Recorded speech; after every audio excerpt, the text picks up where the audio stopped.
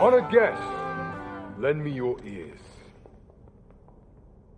Long has our Fevrimont suffered, without a true monarch to guide her and her people. Decades have passed since last His Majesty Erland sat atop the Draken throne. Long have we endured, yet it has not been for naught. At last, the bell has tolled on the age of the Council. At last, we may celebrate the coming of our rightful ruler. The return of the Sovereign.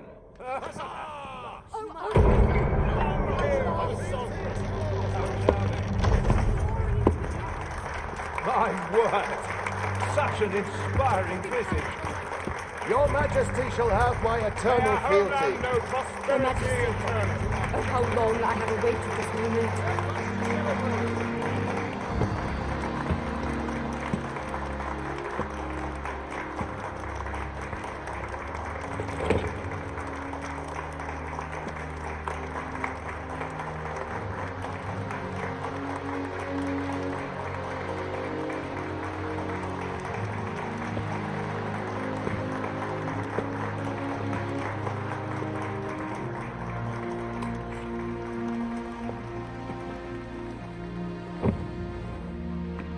Behold, before you sits the rightful inheritor of the Draken throne, chosen by the dragon as its enemy.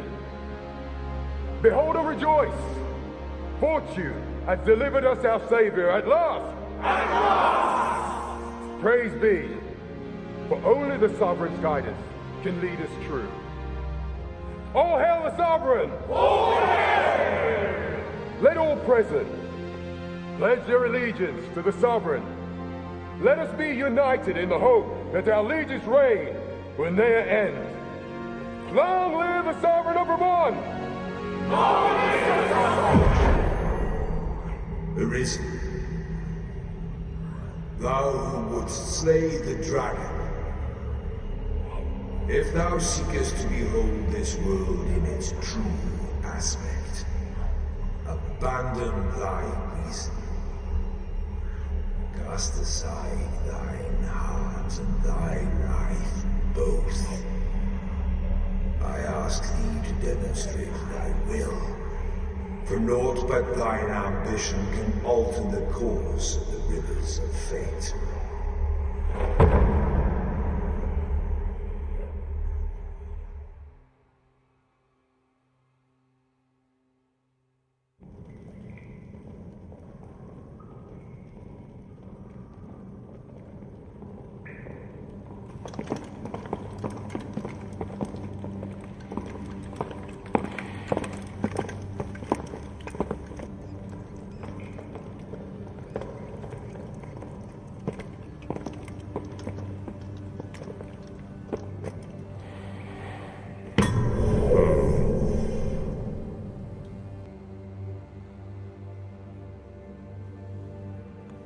Now, which one of you was it? No need to be shy. I've just got to take down a record of your name and face. Come on, step forward. There's no mistaking it. You're the one. I ill like that look in your eyes. 'Tis queerly brazen for a pawn. Most of your kind have eyes blank as a cadaver's. Mayhap 'tis only natural, seeing as how you rise from the dead. There's aught different about you, though. Could it be that you fear death just as we mortals do? Worry not, vessel. 3 days here, and you'll be longing for death's sweet embrace. Come along, you feckless dullards.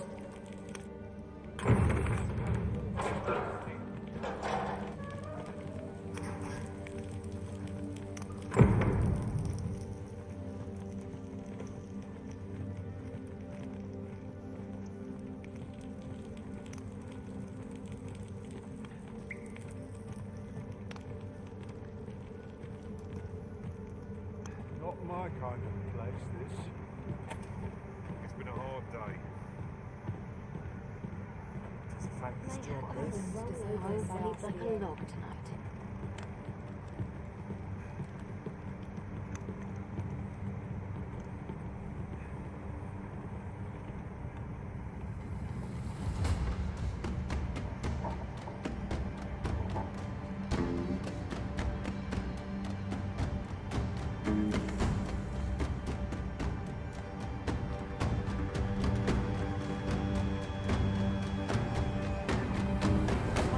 You're up to, layabout. Get a move on!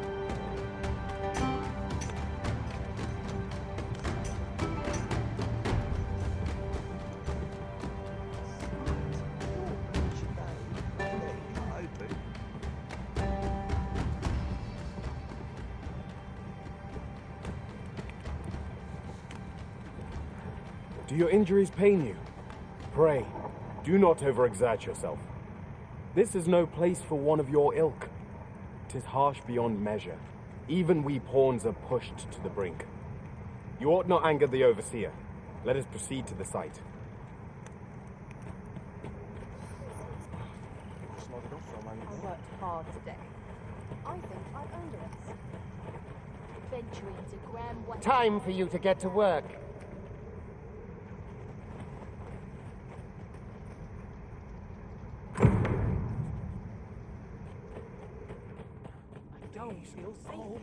You are prepared to work. Then you ought begin by carrying stones out from the station in the back and bringing them here. My patience wears a little thinner each passing year. A job well done. Now the next step is to...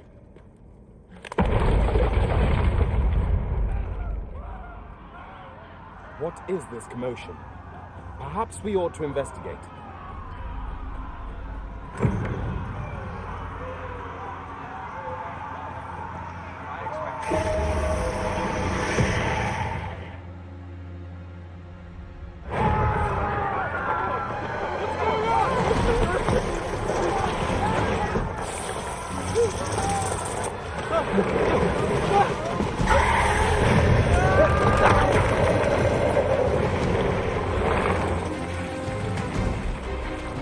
No, the damn thing's been awoken.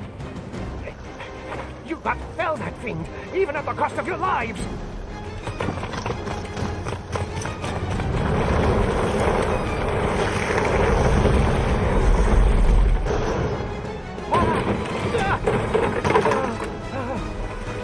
Get me out of here!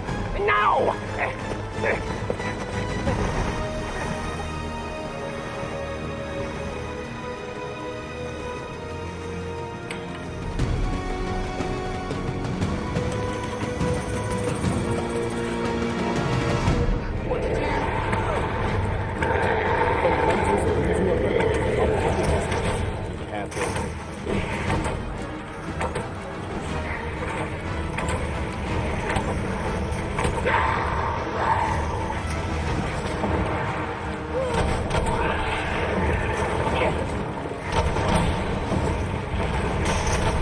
If your foes are all too near, counter them with a well-aimed kick.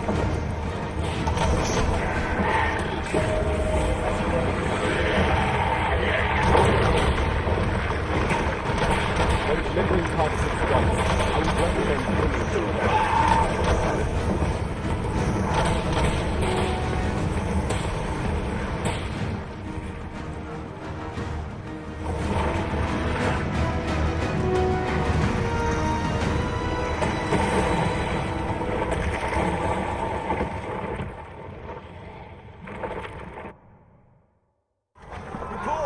Are you unharmed?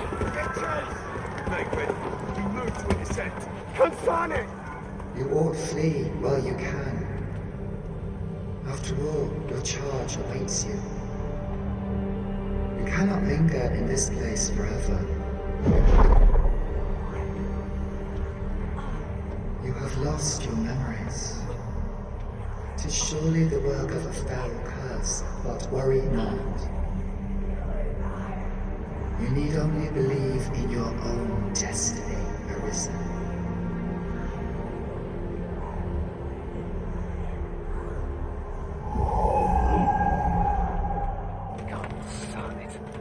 cursed creature escaped. Oh, you! Get back here! After them! Quickly! This way, Arisen! Come this way. Let us flee.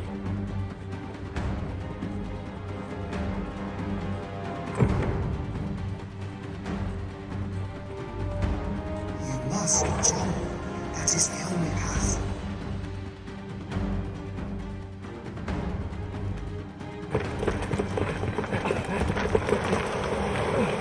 No one could survive a fall from this height. Not even a pawn.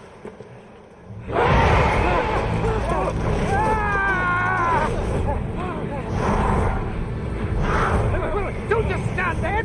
Shoot it down!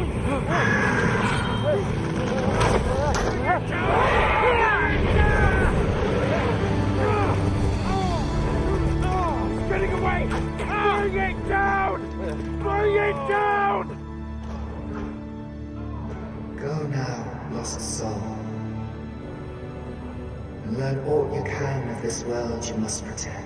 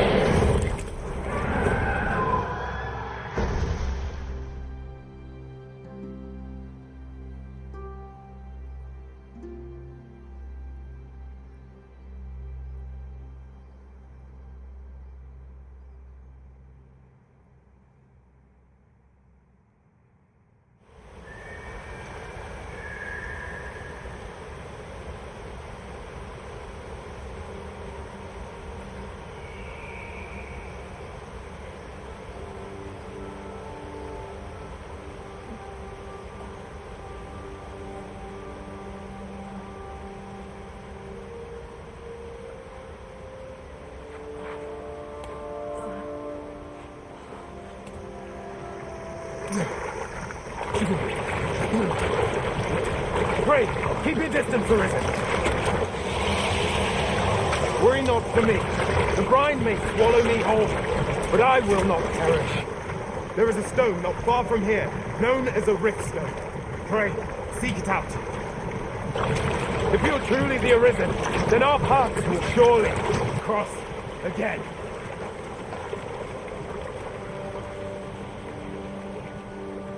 Oi! Are you all right? What happened here? A griffin appears one moment and falls the next. And now you stand before me. Was it you then? The one who was riding on its back? 'Tis a wonder you survived. Accompany me to the stronghold. We'll treat your wounds and hear your story.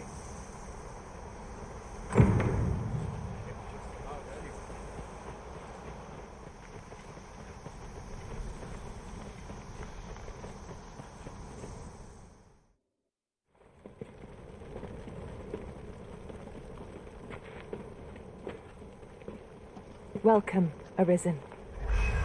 We pawns have long awaited your arrival. What is this? Pawns. They bend the knee to you so readily, but then... No. Surely you cannot be the Arisen. You seek the Riftstone, do you not? We can take you to it. Pray, come this way.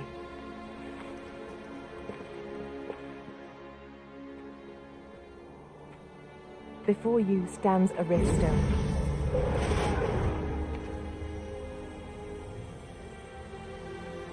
"'Tis a gate by which we of the Pawn Legion may cross o'er into this world. Pray, summon your pawn. Simply paint with your mind's eye the loyal attendant whom you would have serve you.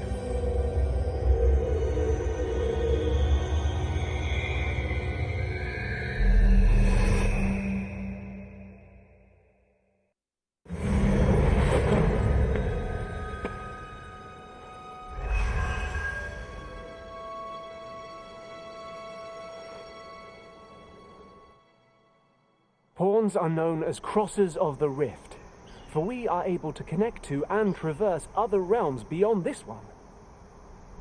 When we return, 'tis our duty to use our experiences and the knowledge we have gained to aid you on your journey, Arisen. From this day forth, I shall serve you as your loyal pawn, and aught I learn beyond the Rift will be at your disposal. Well, I'll be. A pawn summoning before my very eyes. You truly are the Arisen, then. Strange. I thought the Arisen was in the capital. Surely there's only meant to be one Arisen. Fine. This is all beyond my ken. The Watchhead would know what to do, I'm sure. Though, as luck would have it, he's away. Suppose we'll save any further questions till the Watchhead returns. You're free to do as you like afore then. What? You've no memories, you say? Mayhap you could make for Melve, then. 'Twas set upon by the dragon not long ago. The Arisen is said to bear some deep connection to the dragon. Should you be Arisen, mayhap you'll recall aught of import there.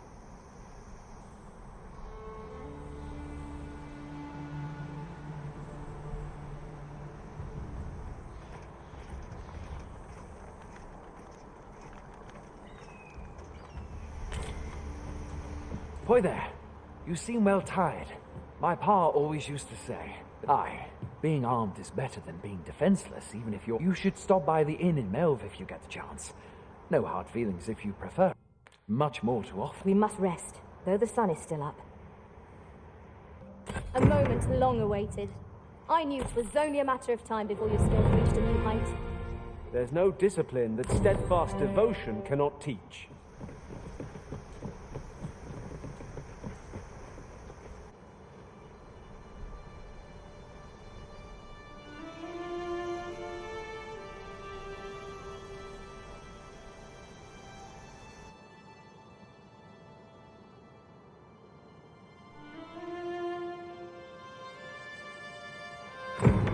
So this is Melve. The scars left by the dragon's assault are plain to see. Mayhap a walk through the streets would help jog your memory. When the Pitiable Arisen.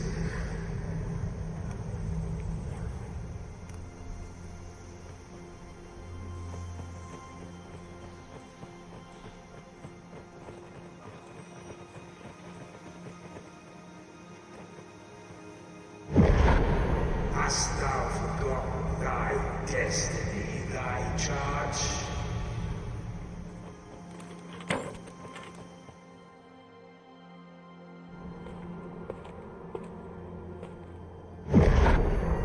That is most unfortunate, but it doth not release thee from thy fate.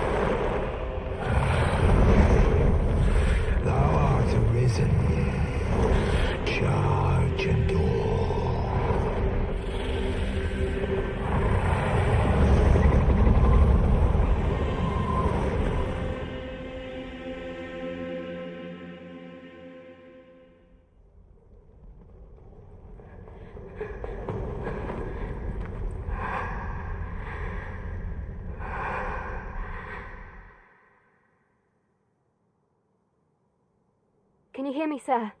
Sir, stay with me.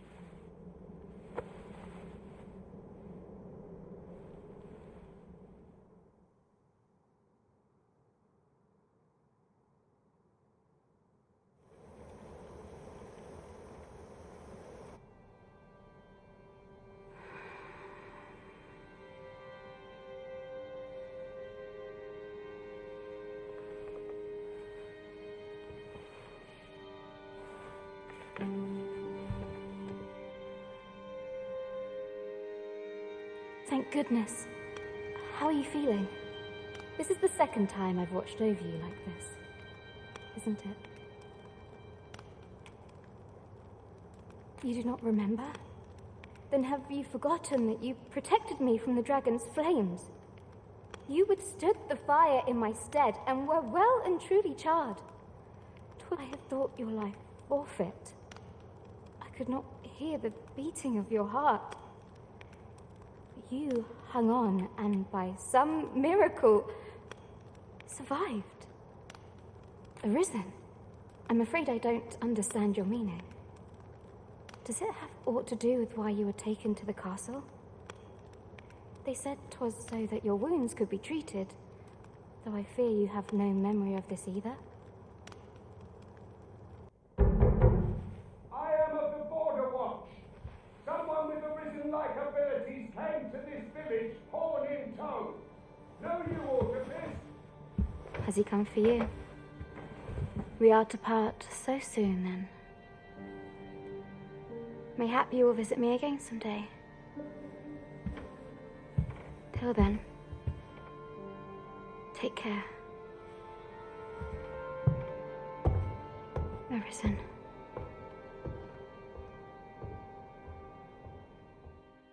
Ah, excellent. You must be the one. You match my soldier's description. The ruler of Vermont, currently convalescing in the capital, became arisen here in this very village. If you claim the same, then word must be borne to the capital. I dispatched a missive before coming here, though I doubt the matter can be settled without your presence. Would you be willing to accompany me to the capital? If you truly are arisen, you will be received with open arms. Oh, but forgive me. I scattered my soldiers in a bid to find you. I would not depart without them. We shall have to wait till they are reassembled. Come to think of it, Sir Leonard was asking after you as well. Mayhap now would be a good time to speak with him. Last I saw, he was having a drink at the inn.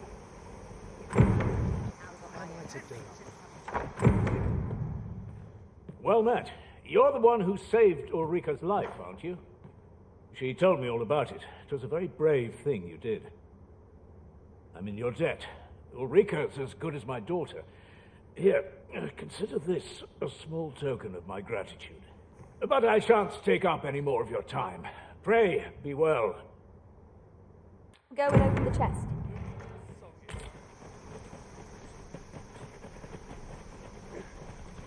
Ah, you've returned. Good timing, too. I have questions for you. First and foremost, will you accompany me to the capital? My thanks. Are you ready to depart, or do you need some time to prepare? Good. Then let us be on our way.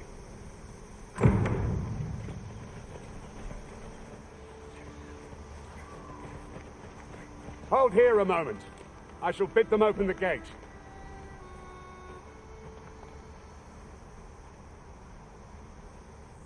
Who's that you've brought with you, Watchhead, sir? An arisen, by all appearances. An arisen? Another pretender, you mean? I see the Sovereign's ascension has done little to stop such charlatans from plying their trade. 'Tis uncertain. This one commands the loyalty of the pawns. What? Impossible. You know as well as I do that there can be but one arisen, and he's up in the palace. I'm well aware of how preposterous the idea is, thank you. However, as I do not believe it my place to rule on such a matter, I would make if the claim is false, we will be rewarded handsomely for our trouble. If the claim is true, however, who can say?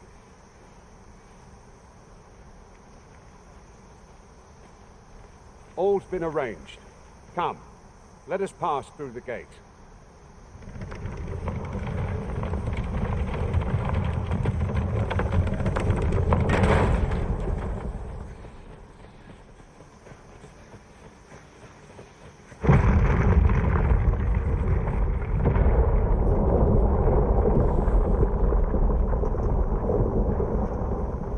Is everyone all right? More marks of the dragon's fury. Its rampage must have weakened the earth here.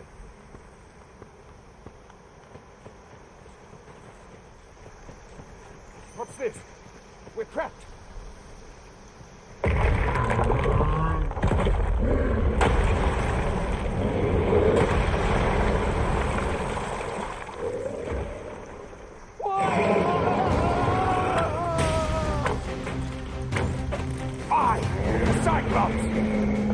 Encounter one here, The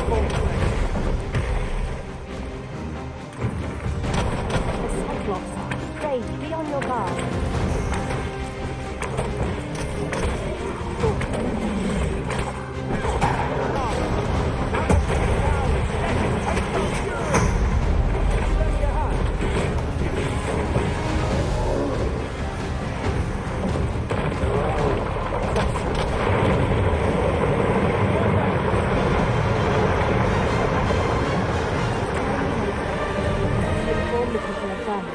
You have my gratitude, sir. 'Twould seem I misjudged you. I had taken you for another false arisen. Goodness knows we see a lot of them. Yet the valor you showed in coming to our aid has dispelled such thoughts. Here, take this. Give it to one of the sentinels stationed at the gates to the capital, and you'll be granted an audience with Captain Brandt. You're free to make your own way to the capital now. I see no need to keep you under constant watch. Of course, if you'd rather continue to accompany us, you are still welcome to join us on the ox cart. 'Tis your...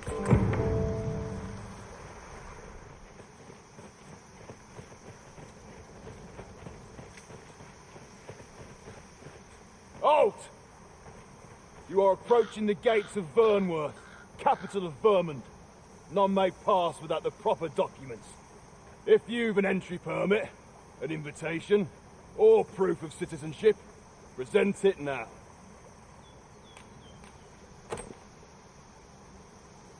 I see. So you are to meet with Captain Brandt. I shan't impede you then. Come with me.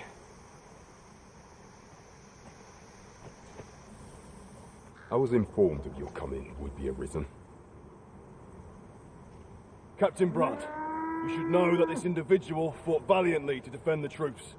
The Watchhead told me himself.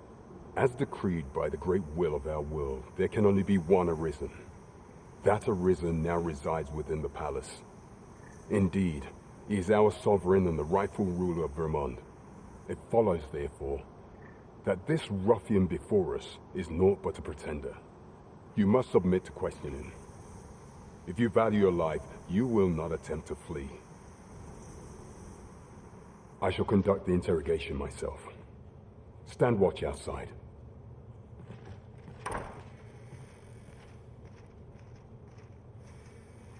I beg your forgiveness for my insolence, Your Majesty. If the Queen Regent had learned of your existence, I fear your life would have been in peril. I had no choice but to treat you as a pretender, lest my actions draw suspicion from watchful eyes. Then you have truly lost your memory?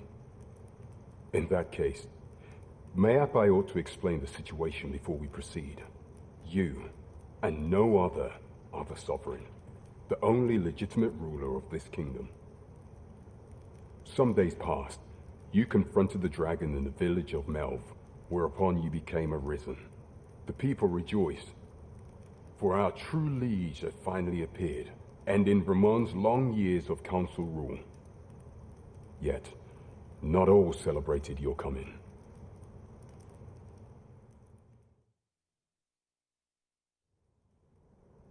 Your arrival would have robbed the Queen Regent Disa of everything.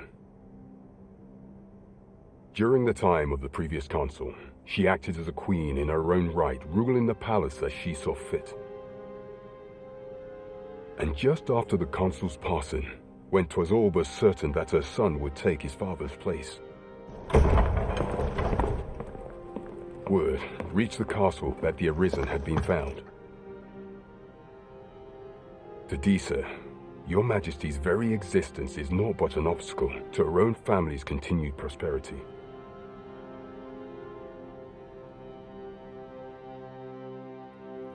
The assassination of the Arisen is an impossible feat for mortal hands.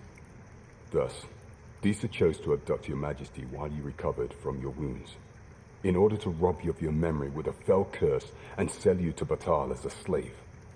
Following that, she prepared a replacement to serve as the sovereign in your stead, a mere puppet. However, with your Majesty returned, I have no intention of twiddling my thumbs as Disa plays her games. I shall devise some plans to further our cause. Pray, visit me a night in the tavern that we might discuss them.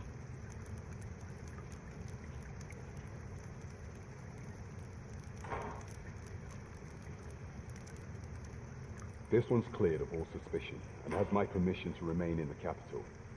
You are to trouble the good sir no further. Are we?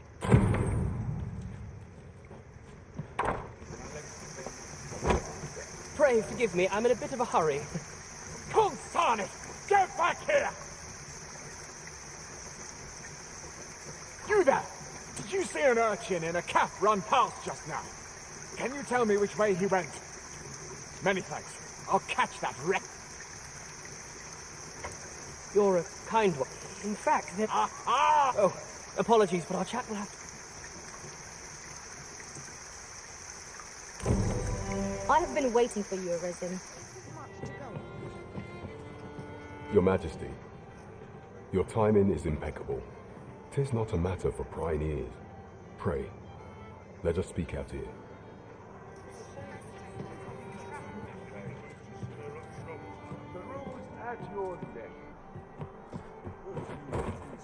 As I informed you when last we spoke, the palace is filled with the Queen Regent's sycophants. Should Disa denounce your Majesty as a false Arisen, few would elect to doubt her. Yet if we are to prove your identity, I believe there is no occasion more suitable than the coronation. It was delayed so that the sovereign, that is, the false Arisen, could convalesce in the palace, but the date has now been set. The central players in the court ought all be in attendance. It would be a fine opportunity to display your Majesty's power. None would be able to deny that you are the true Arisen then. There is a problem, however. Entry to such an event is limited to the chosen few. Only select members of the nobility and citizens who have contributed greatly to Vermont's continued prosperity will be granted entry. If your Majesty is to be counted among them, you will need to attend to a number of tasks. Pray, allow me to summarize them for you. You will need to infiltrate the palace to gather evidence of Disa's misdeeds. I hesitate to ask something so dangerous of you. I have attempted to do the same through my own channels afore now, though I have yet to uncover so much as a whisper of her plots. Would that I could undertake the task myself, but my station prohibits me from reckless action. What say you, Your Majesty? I shall ensure that the door to the Queen Regent's office is open between midnight and dawn. Pray use that time to conduct your investigation. I would appreciate your... You are the Arisen, yes? The captain gave me your description. Follow me!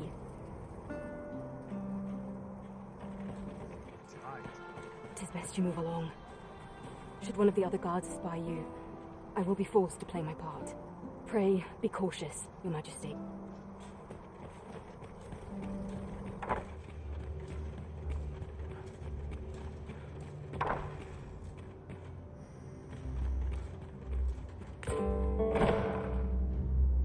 Who's there? Pray, keep your voice low. 'Twouldn't be good for either of us if someone was summoned to come check on me. Could it be that you have come to bring Mother's schemes to light? Aye, Disa is my mother. Pray forgive me for not telling you sooner. 'Twas never my intent to deceive you. I'd simply feared that if I spoke the truth, none would wish to involve themselves with me. But that is no longer a concern. 'Tis clear that we are allied in purpose.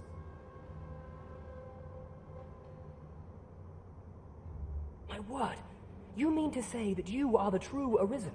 That the sovereign currently residing in the palace is a pretender? Could Mother have had a hand in that as well? Regent Kin Sven appears to be missing from his chambers. Have you seen him? Me? No, sir. Then start searching, you fool. Should aught befall the Regent Kin, 'tis us who'll answer to her grace. Forgive me. My absence seems to have made this rather more difficult for us. This room turned up little of interest, but I've a mind to look into this further. I shall send word to Captain Brandt if I discover aught you should know. I'll head out first and speak with the Sentinels. Use that opportunity to make good your escape.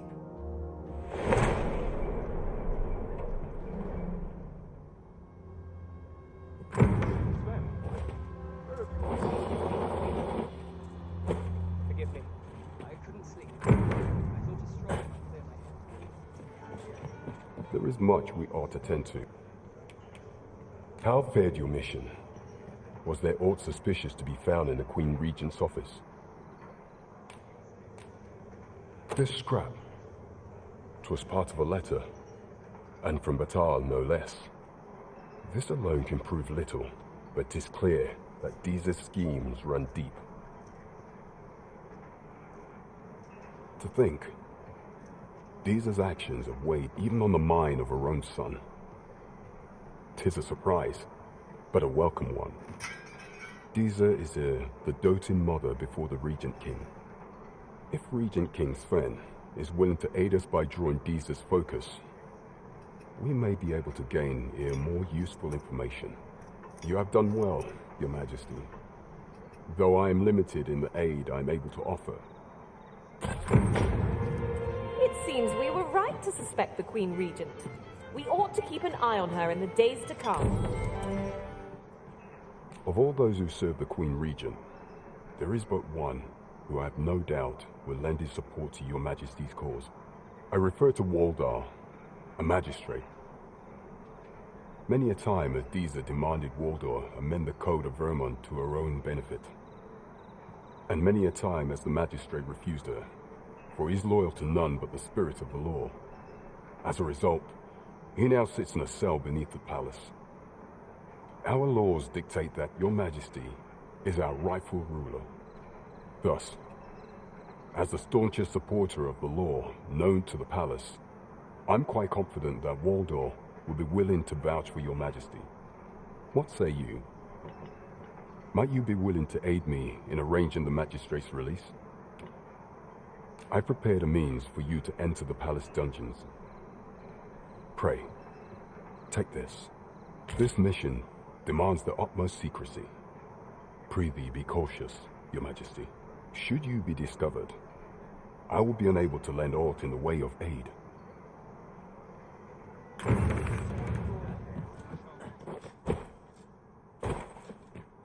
So, you've come. Captain Brandt bade me allow you passage.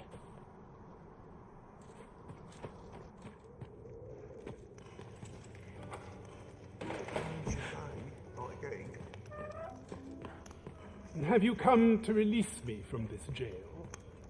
Who are you? Aha! Then we are presented with three options. Either the law of our world that allows only one Arisen has been upended, or Deeza's Arisen is false, or you are lying to me. Have you proof that you are Arisen, as you say?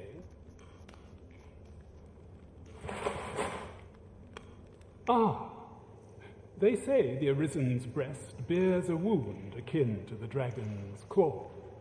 By that mark, 'twould seem 'tis true. This reminds me of a happening 148 years ago. During the reign of Regent Alphonse, a man named Crusoe appeared and claimed to be Arisen.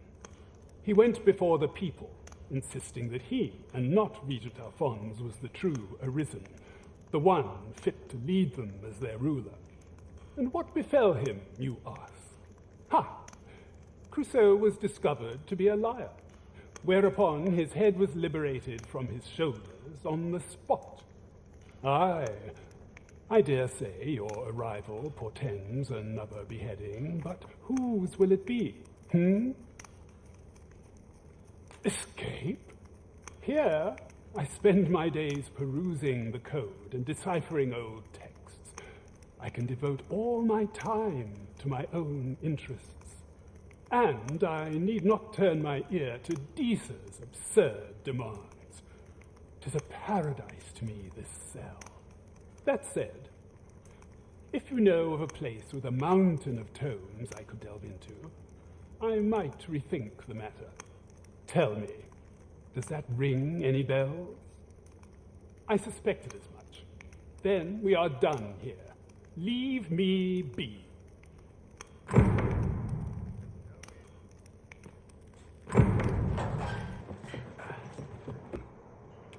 A place with books likely to entice Magistrate Waldo, you say?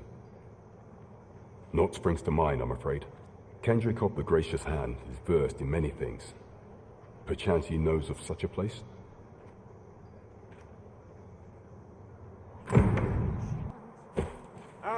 Alms for the poor. Pray grant those. Well met, Sir Arisen. Might I trouble you for alms for the poor? Many thanks. May fortune smile upon you, kind sir. Well met, Sir Arisen. Might I trouble you for alms for the poor? Many thanks. Hold on a moment, Sir Arisen. Perchance you would be willing to aid me with another matter. You see, one of the children we care for here at the Gracious Hand has gone missing.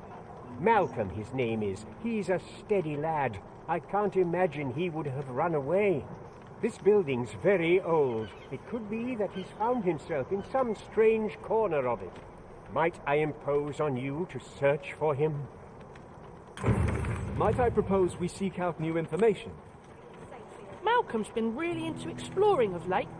Just the other day, he was going around telling anyone who'd listen about how he was an ox hair away from making some big discovery.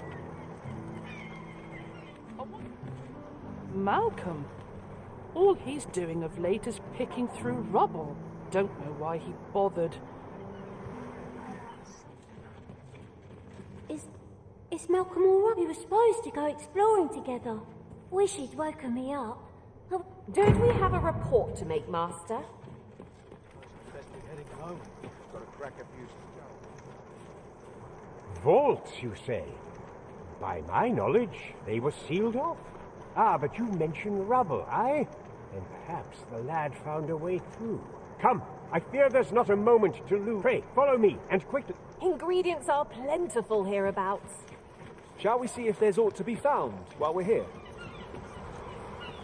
I believe this is the place to which the children were referring. Look, there, a hole. Could he have passed through here? There is naught to be done but have a look for ourselves. The passage ahead looks small, but we may be able to squeeze through. Let us make haste.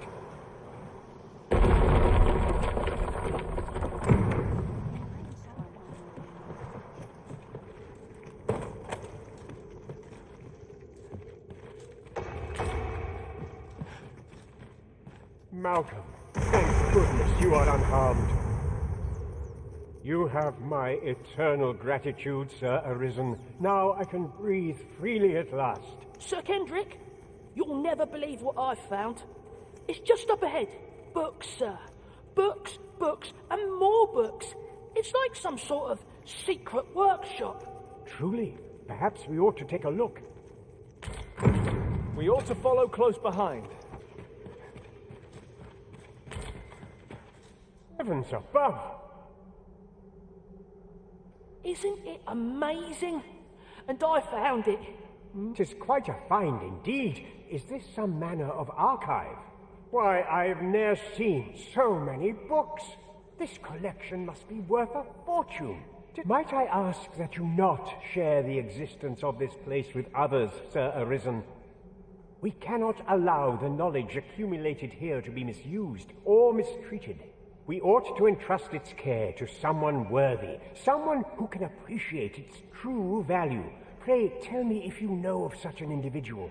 As for you, Malcolm, I forbid you from telling anyone else about this place. Oh, but... However, in exchange for your silence, you may come and go as you please. Let's investigate this place's secrets together, eh? It near boggles the mind that so impressive an archive slumbered here. 'Tis surely any scholar's dream. Well, have you found some place I might sate my scholarly curiosities? Oh, to think such a place existed.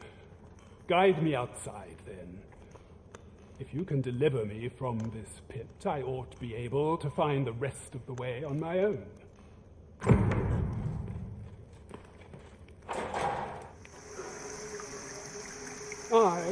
This should be far enough. My thanks. If you truly are arisen, then I swear to someday repay this debt I owe. Words may be wind, but there's naught else I can offer you at present.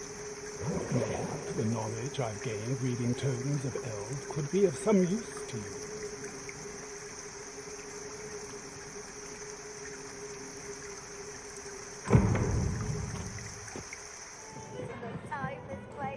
Cease claim. It seems Magistrate Wardor has been safely delivered from his cell. The man's dedication to justice shall doubtless be a great boon to our cause. Mayhap it would be prudent to visit the man on occasion and avail yourself of his vast stores of wisdom. Now, would you be so kind as to return the key I lent you? I thank you. Pray, take this. Consider it remuneration for your Majesty's efforts. 10-2. While examining the palace ledger for evidence of the Queen Regent's misdeeds, for some time now, it seems she has been diverting a veritable mountain of gold to the daily purchase of sweet crown flower. What's more, this inexpedient spending habit is recorded to have begun the very day on which Arthur, the would-be arisen, appeared on the scene. This cannot be mere happenstance. I can only conclude that these sums are passing into the hands of Arthur himself. Yet 'tis strange, for sweet crown flowers only grow on the eastern edge of Vermont. I dare say 'twas not an item chosen idly. Mayhap this knowledge will guide us in our pursuit of the false sovereign. 'Tis a frail hope to be certain. Yet all the same, I would ask that your Majesty venture to Vermont's eastern edge and probe into this young man's origins. I am glad to hear it, for I cannot shake the feeling that uncovering the identity of the false sovereign is the key to unraveling Deeza's scheme and securing your enthronement. Over here!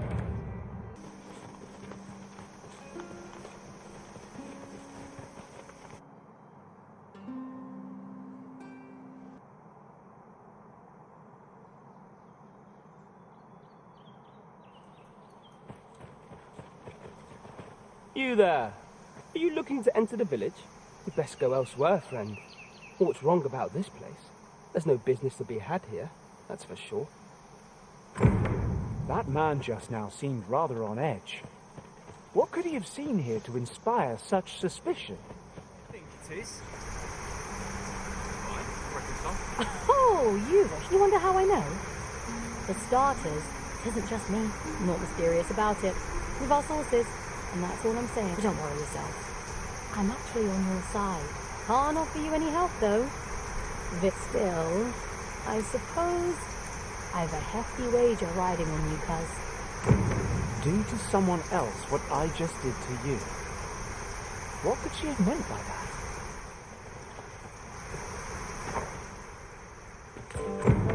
'Tis a letter most inscrutable, and I fear 'twill remain as such if we cannot find another piece to this puzzle.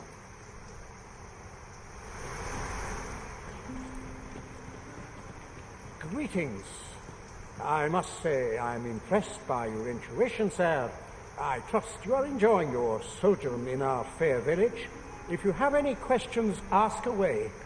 I should be glad to aid you. Beg pardon? Why would you ask such a thing? A letter? Oh, You've made quite the discovery. Brass means imitating someone in thieves' cant. This letter means to say someone's taken on such a request. Naturally, I can say nothing as to the who or what of the arrangement. I'm sure you understand. Is there aught else you care to ask? If aught about what is here that thieves are instructed to begin with, those who wander, of course, you are no exception, which is to say... Is there aught else you care to ask? You're curious? What, naturally, I'm not the only... You're the second arisen to come to Vermont. In response... Oops. I mustn't say another word. Don't misunderstand. I'm no ally of the Queen Regent. I merely strive to maintain neutrality in political matters. Those who deal in information must ne'er align themselves with a particular power. Such is our village code. Is there aught else you care to ask? You're curious what I know of you? Quite naturally, I'm not the only one. Our village has its own network of spies and informants, you see, and your title tends to make you stand out among the rumors we collect. You're the second arisen to come to Vermont, and you've allied yourself with Captain Brant against the Queen Regent. In response, she's... Oops. I mustn't say another word. Don't misunderstand. I'm no ally of the Queen Regent. I merely strive to maintain neutrality in political matters. Those who deal in information must ne'er align themselves with a particular power. Such is our village code. Is there aught else you care to ask? Arthur, you say? I've lived in this village many a year, but I can't say I've heard of someone by that name. Is there aught else you care to ask? Aye. Take care, then. We shall wait here till your business is done.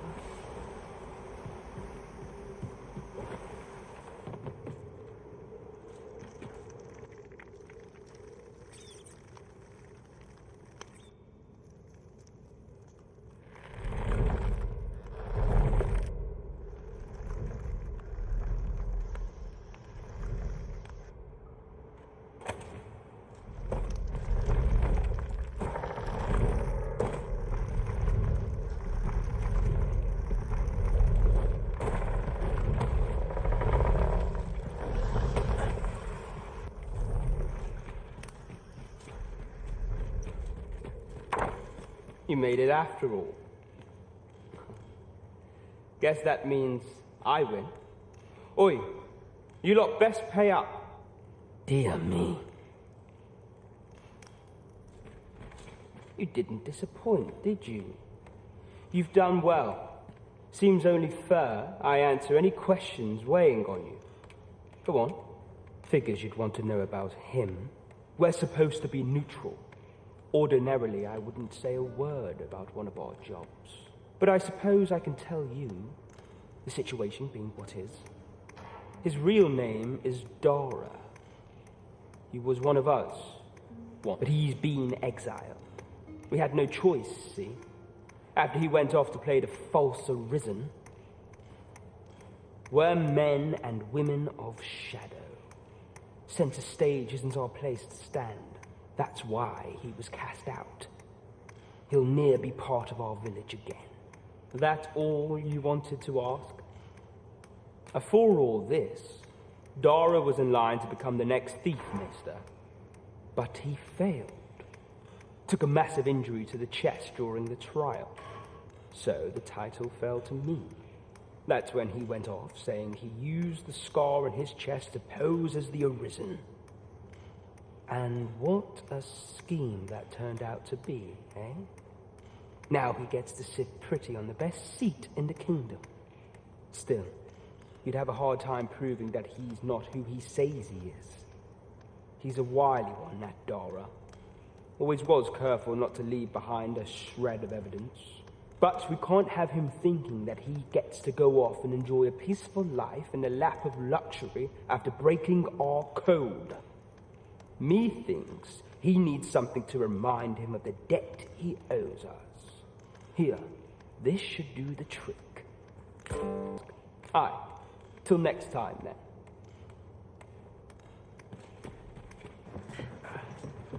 Have you divined aught of the false sovereign, Your Majesty?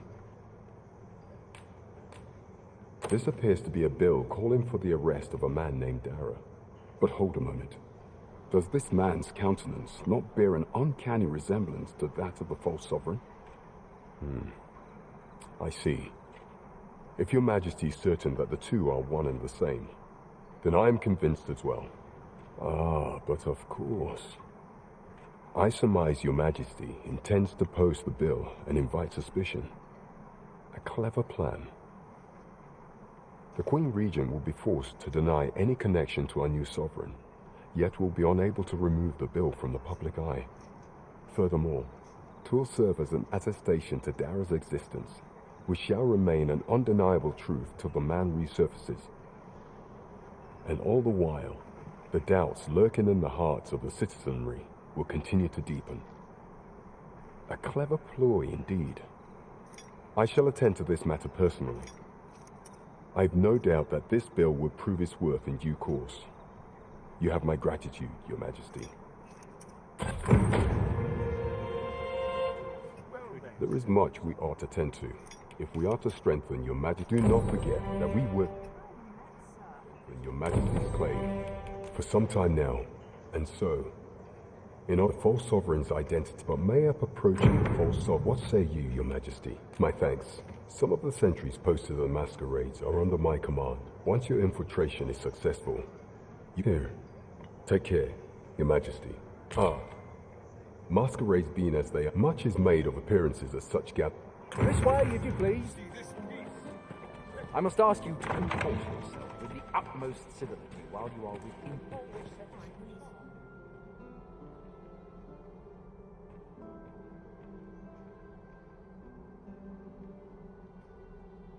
What's to be done about this? Another fancy party, hope. Why, no. Pay me no mind. We who are gathered here are naught but nameless nobles. 'Twould be uncouth to inquire after another's identity.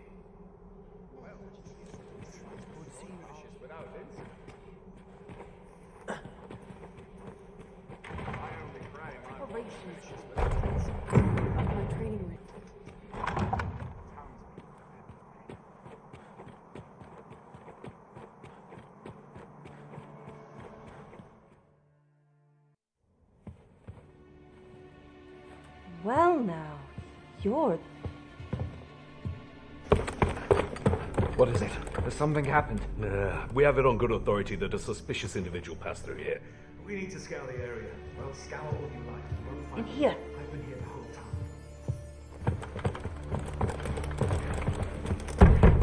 Open up! Open this door right now. We're coming in.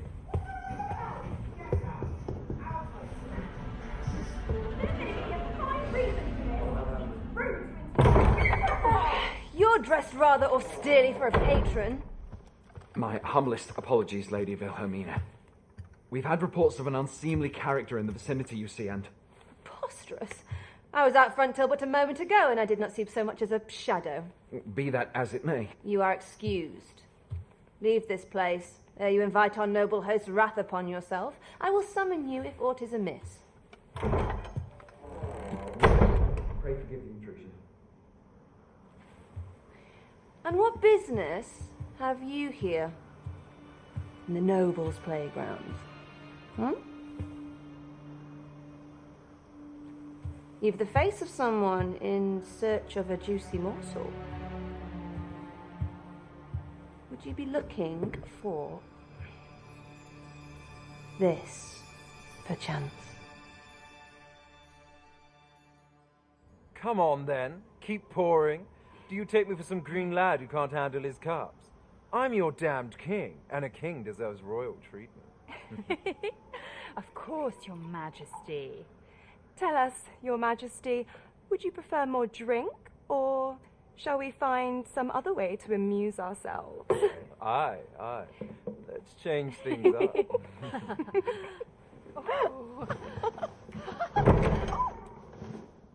I believe I cautioned you to keep your drunken revelry in check, lest you forget these celebrations of your valor are but a pretense for more serious matters? I know. I do. It's just I get the poison in me and things happen is all. You need only serve as our false king until Sven becomes consul.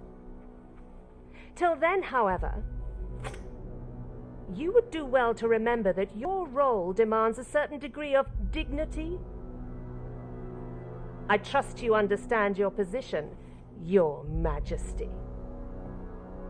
Nay, as you say, I'll go and sober up.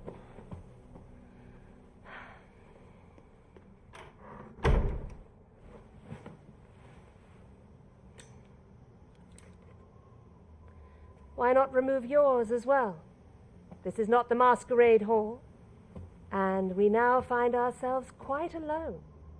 What say we dispense with such pretenses and speak openly with one another, Lord Phaesus?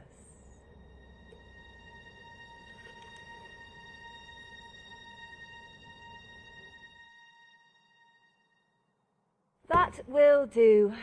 If you're discovered, yours won't be the only head that rolls. What is your purpose here, I wonder? If you came to learn of the sovereign, then 'tis as you have seen. The man is naught but a ale-swilling pretender propped up by the Queen Regent. Of course, that begs the question. If he's a mere mummer, then where might our true Arisen be? You'd best go. I'll do what I can to help you make your escape.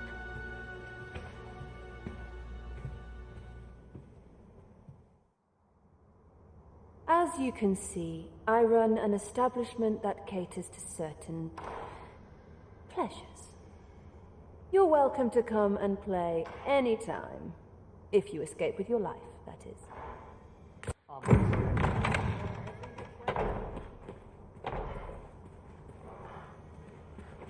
Come see me in my boardroom. I'll instruct my attendants to send you straight to me.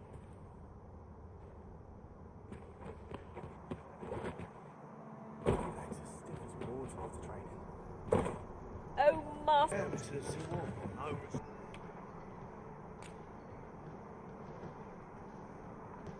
Well, well. He is merely Disa's puppet, then. 'Tis likely that he knows naught of her schemes. Even were he to be removed, I suspect some other would simply be made to take his place. But if there's aught that compels my attention, 'tis this other man you mention. Phaesus, was it? He seems a man of import, and yet I have never heard of him. Pray, allow me to investigate this matter further. You've done well, Your Majesty. So the false sovereign, Queen Regent Disa, and this Phaesus fellow are all working together. Quite the sordid trio, eh? I bear word from Regent Ken Sven, Your Majesty. He espied the delivery of a suspicious package to a man named Allard, a minister who happens to be one of the Queen Regent's staunchest and most powerful allies in the palace. From the pains he took to remain unseen, 'tis plain that Allard wished this delivery kept away from prying eyes. That alone is reason to suspect a connection to Disa's schemes. We must get to the bottom of it. The Regent Kin intends to call Allard to his chambers come nightfall. He bids you to use this opportunity to search the minister's chambers and see if there's aught to be learned. I shall ensure that the door to the minister's chambers is open between midnight and dawn. Pray, use that time. Nothing compares to the excitement of embarking on a new adventure.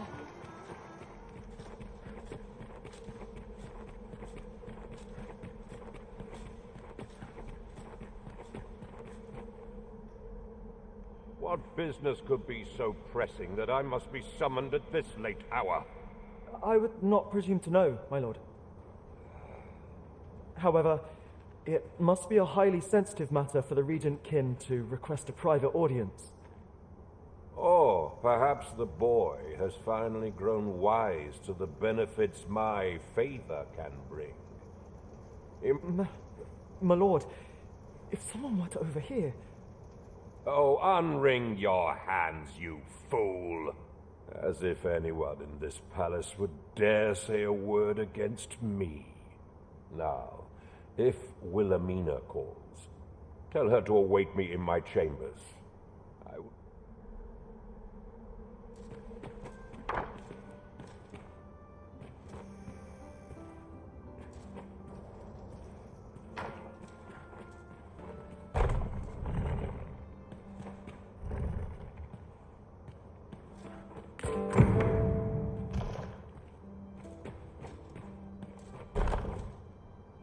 Surely none more important than this.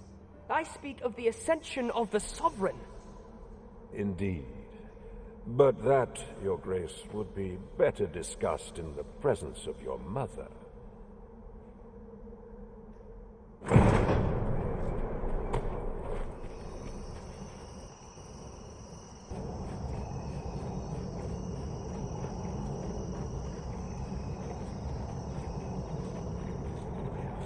Well, well. We meet again. Is this stealthy business becoming a habit of yours?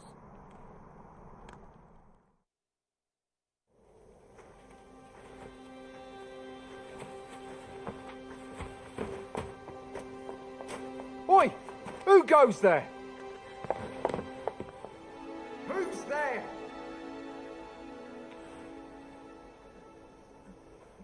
Tut, tut. Now, this just won't do. How's a lady supposed to work with all these interruptions? Oh, it is you, Lady Wilhelmina. Mm-hmm. Do excuse us. We thought to enjoy a little fresh air. Though we had hoped for slightly more privacy, if you catch my meaning.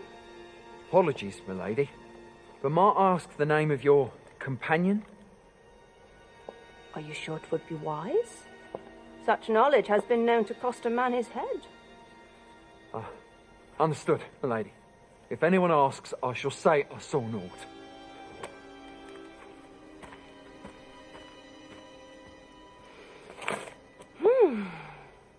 A narrow escape. You should count yourself lucky that he was so easily flustered.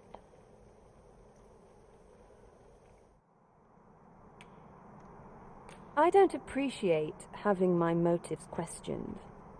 I did as I saw fit. Something tells me this shan't be the last I see of you. Perhaps you'll be good enough to repay me when next we meet. Off you go now.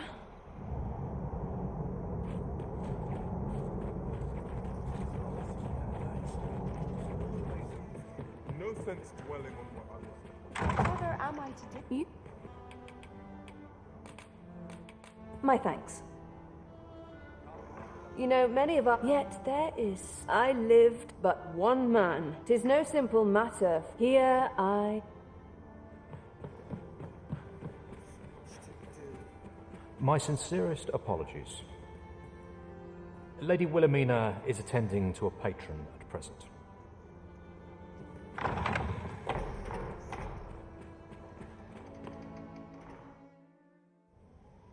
Have you given the matter some more thought, Wilhelmina? I would have no other as my personal courtesan. I want you all to myself.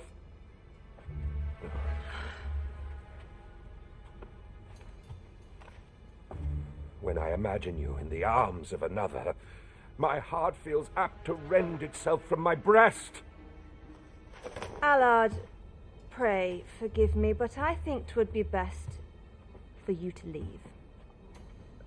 We can discuss this matter another time. But why? We've only just... I am attending to a burden that all women must bear. I trust I need not elaborate further.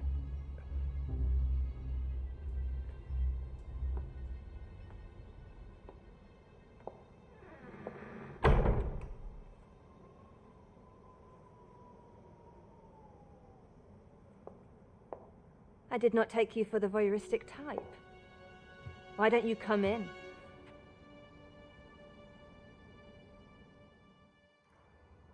You have my thanks. Had I not noticed your presence, I might have slain him there and then. 'Tis no jest. You see, everything I've done these past few years has been leading up to this. But I cannot simply end his life. Oh no. I must first expose his misdeeds. Only then will I allow myself to grant him the miserable end he deserves. Or so I'd sworn, but I've yet to find a single shred of evidence. Perhaps the time has come to surrender this crusade. You would lend me your aid. But I've done nary a thing to earn it. And recall that I've devoted years of my life to his pursuit, with naught to show for my troubles. If the proof I seek yet exists, 'twill not be so easily uncovered. I suppose there is truly naught I can do, save deliver him a gruesome demise for all to behold, that is. Still, if you insist upon searching for evidence of his crimes, 3 days. I will give you 3 days to find what you seek. I shall wait patiently, though not with...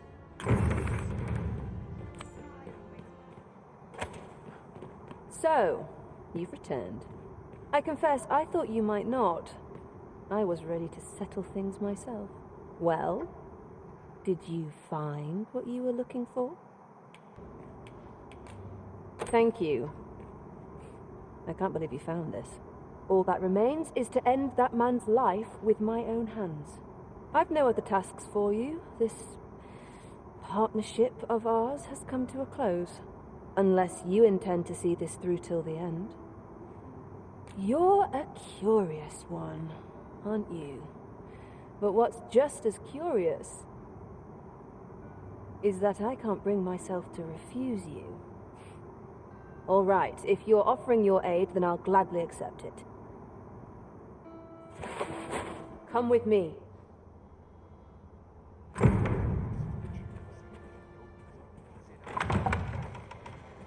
Allard is in the room to the left. Go in and restrain him for me, would you? Never mind the mask. Consider it a charm of sorts. At last. It feels like an age has passed since... What is this? Who are you? Don't let him escape.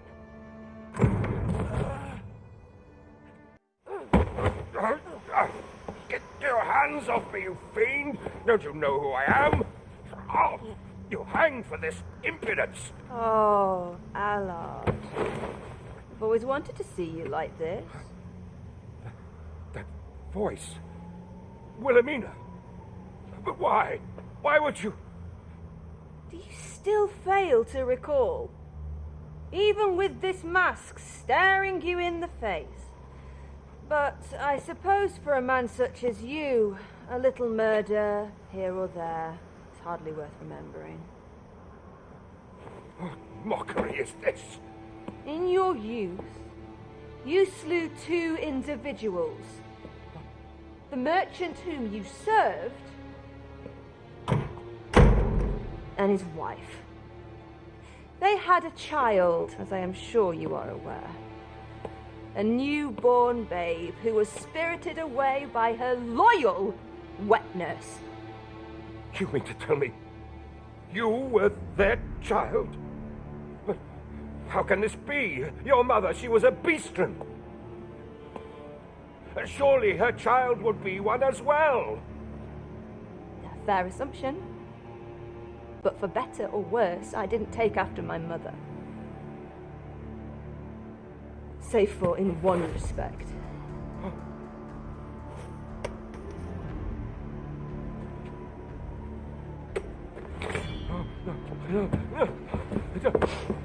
This is for my mother. And this is for my father.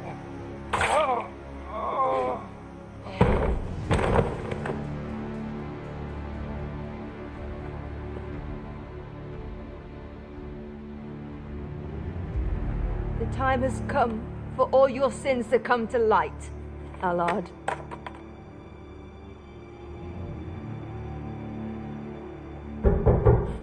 Mr. Allard, has something happened? We've been noticed. I suppose a scream that hideous was bound to attract some attention. We can't leave the way we came in. Fortunately, there's a window here.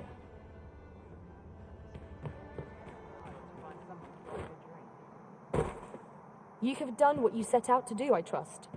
Then come, Master. Let us quit this place. I think 'twould be best for us to make our escape separately. Should we both make it out of this unfettered, let us meet at the Myrmecolian on the morrow. Till then...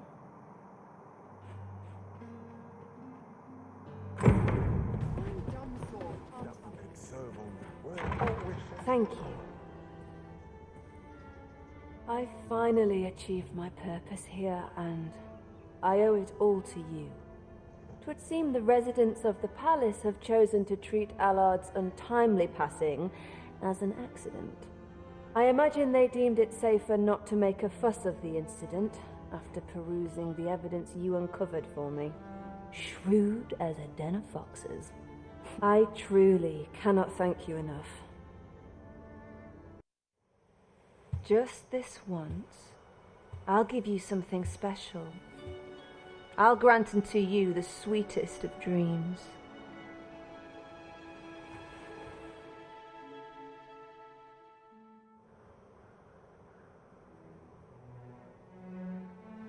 I know not what I would do without you. You have my thanks, but 'tis time to say farewell for now. Just know that my bordlery will e'er be your haven, should you have need of it.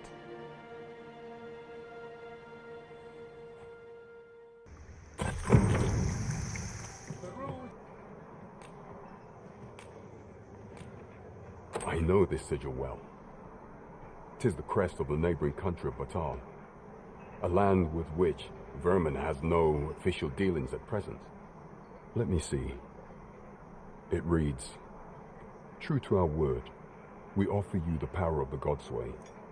Pray make haste in securing Melv, that all might be made ready ere our plans are set in motion." A meager clue, to be certain. Though, 'tis clear that the Queen Regent conspires with Batal. This does not bode well at all. Though the political situation is stable at present, much blood has been spilled between Vermund and its neighbor in the past. I fear such a partnership would only portend the drawing of more. At any rate, 'twould seem our search has led us to only more questions. Chief among them, what is meant by securing Melv and this Godsway? I will investigate these matters as best I can. In the interim, Your Majesty, should you have time to spare, might you make for Melv? Only once we have gleaned a fragment of the Queen Regent's plot can we begin to thwart it. And ere it slips my mind, pray, take this. Perchance it will help speed you on your way to Melv. Phasus. Now there's a name to remember.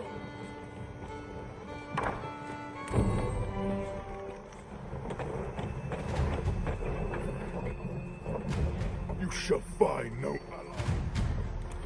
'Twas a bumpy ride, but we've arrived all the same. Mayhap we could employ a cart for our next journey.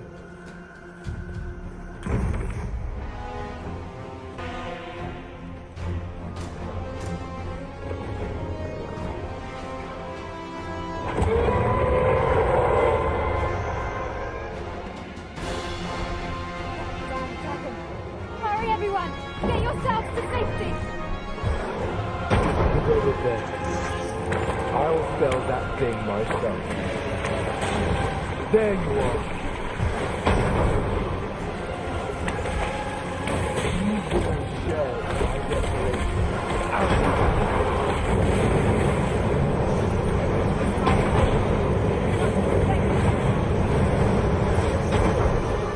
Lend me your aid.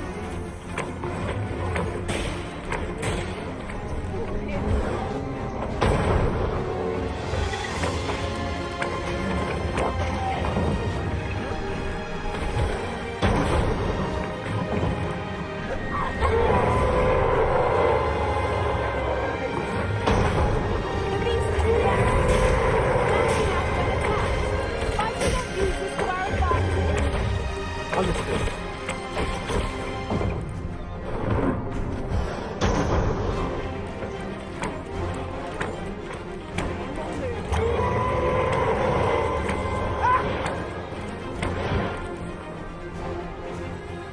I'll not take that. Show yourself. 'Twas a lesson in determination. Somehow I knew you'd come. You have my gratitude as well, sir. Ulrika, glad I am to see you unharmed. You must return to the village. Everyone is concerned for you. Forgive me. I'd best go. But I shan't forget this. Thank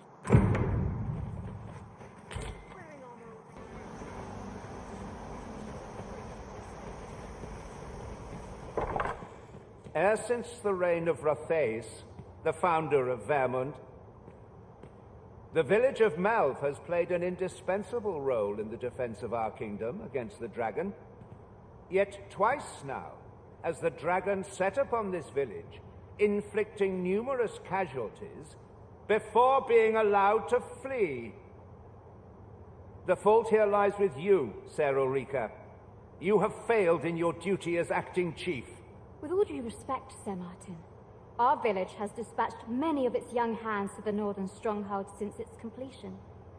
Was it not the former consul who decreed that the stronghold should serve to defend the kingdom, with Malv offering aid only where needed?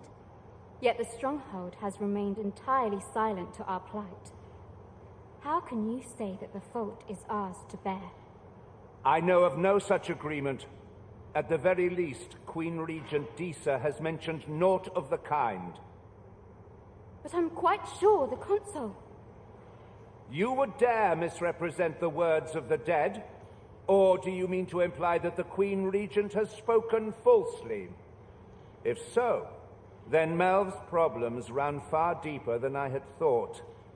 'Tis not indolence that has taken root here, but treason. The village entire will answer for this. What? I intended nothing of the sort. Pray, let us... Save your honeyed words, traitor. I must inform the Queen Regent of this development.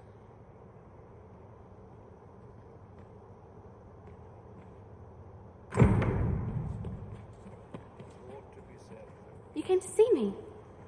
Forgive me, I've much to ponder.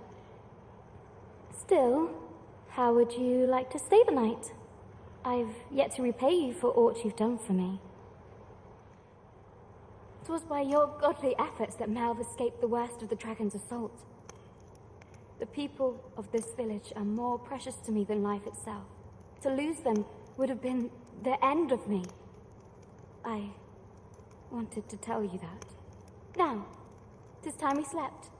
There is much to be done for the village, and I shan't manage it without a good night's sleep.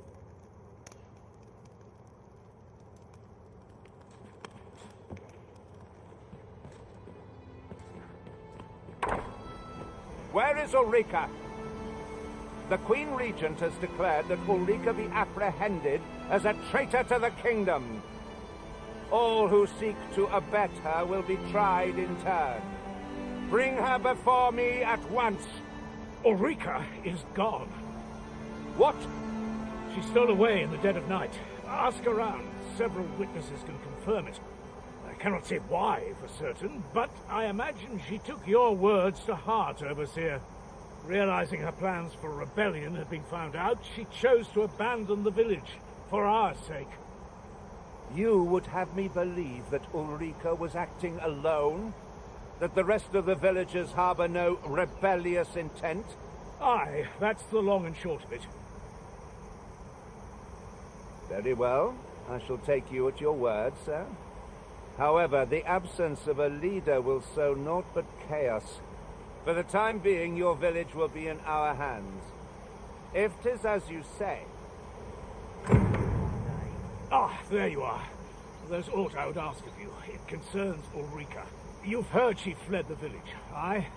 Though that is the case, she would never truly abandon it. She left the village that she might fulfill her charge, protecting Vermont against the dragon.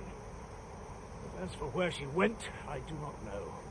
'Twould be unwise for me to go looking for her, lest I draw the eyes of the Overseer's troops. However, should you happen to find her, would you tell me where she is hiding? I can only pray that she does not fall into the Queen Regent's clutches.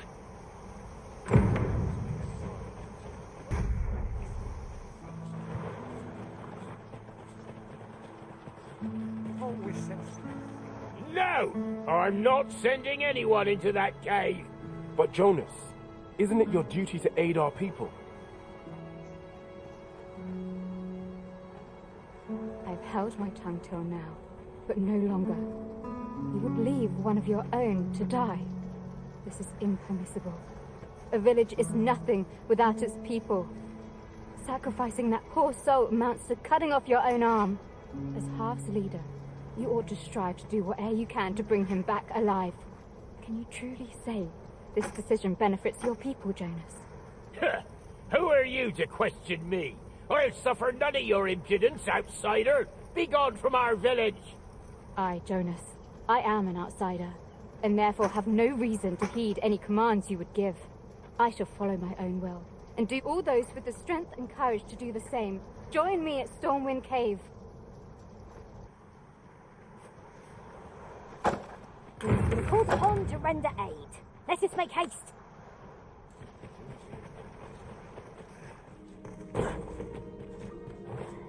Good. Wait, 'tis you. Have you come to join us in our rescue effort? My thanks. We shan't fail with you by our side. The captured villager ought to be within. Let us hurry.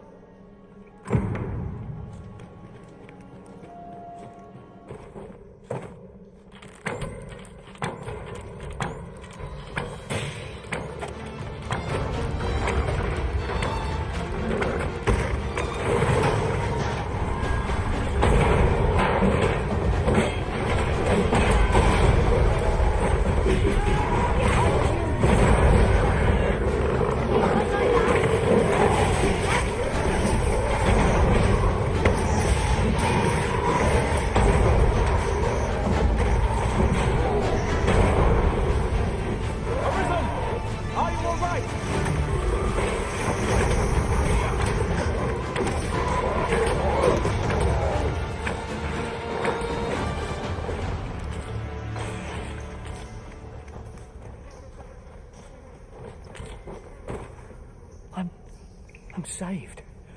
Thank you. Thank heavens you yet live. Let us be on our way. The other villagers shall be thrilled to see you in good health, I'm sure.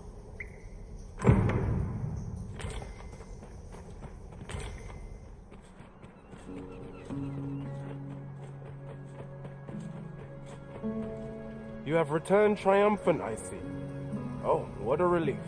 Indeed. And now that the task is done, I shall leave Har village. In exchange, I beg you to forgive those who joined me. I incited them, and so I alone ought to suffer the penalty of exile. Yet I will go forth from this village with my head held high, glad in the knowledge that no lives were sacrificed under my watch. There'll be no need for that, Ulrika. In light of your good deeds, all shall be forgiven.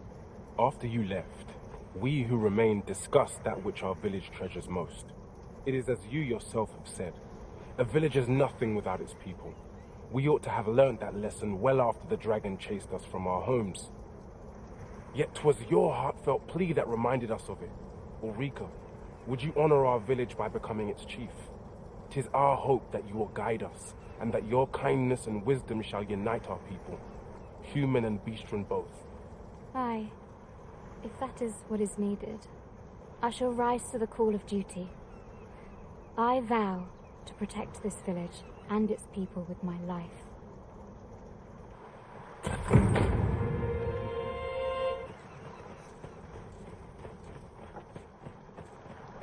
To think I would meet you here.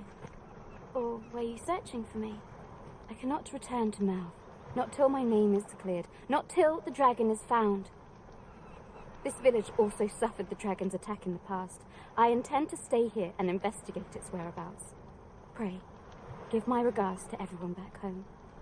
Tell them that I swear to return as soon as I can. I ne'er thought the day would this time. I shan't.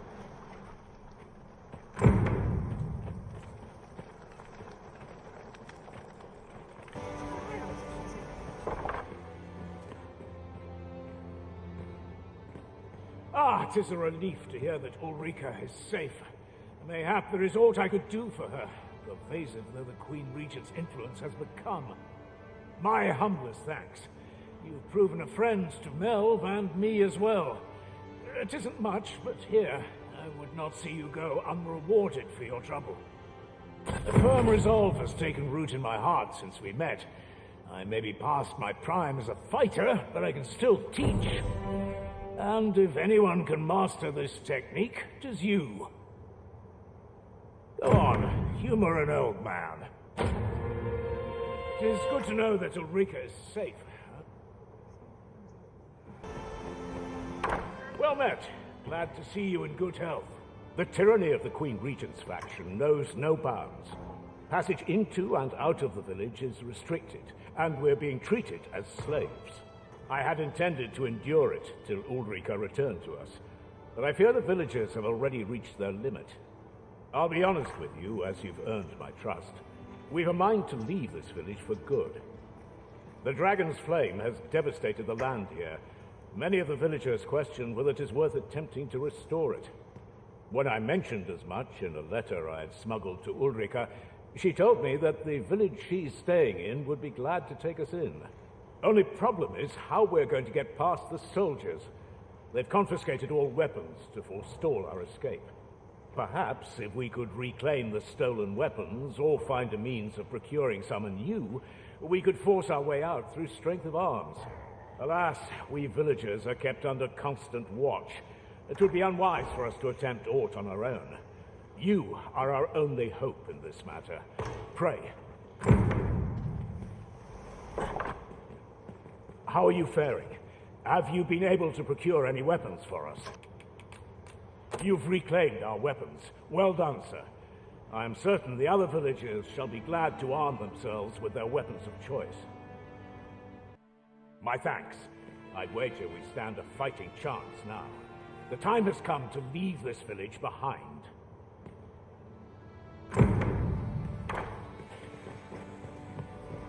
I've got you cornered, rat.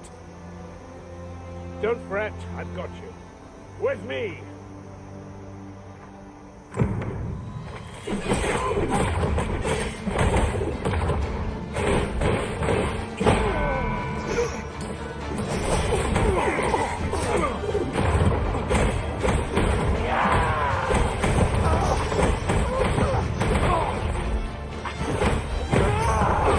Hold your ground.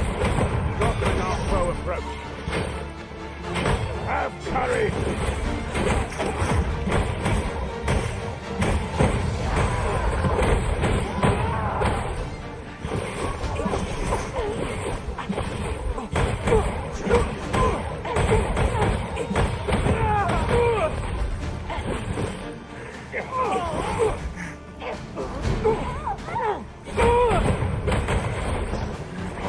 This cannot be.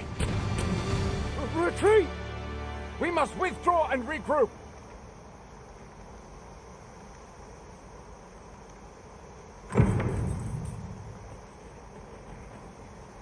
You have my gratitude for aught you've done on our behalf. We'll make for the village Ulrika's staying in on our own from here. If I were you, I'd leave this place afore reinforcements arrive. At any rate, this is where we part ways. But if you're of a mind to visit, know that we'll welcome you into our new homes with open arms. Till...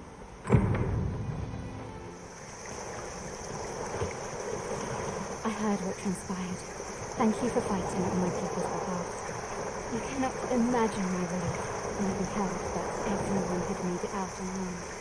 Say, would you visit me again on Snyder's There's aught I will show you.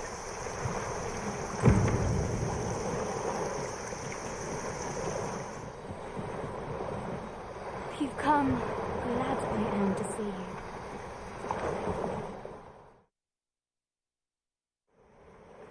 Tis a strange thing. I ne'er knew how vast the sky was till I left Mel behind. Time and again you have come to my aid. Would that I could repay you in some way. Alas, there is little I have to offer. Yet, if your heart e'er aches for a place to call home, then leave this village. No, not the village. If e'er you're in need of a hearth to return to, then let it be mine.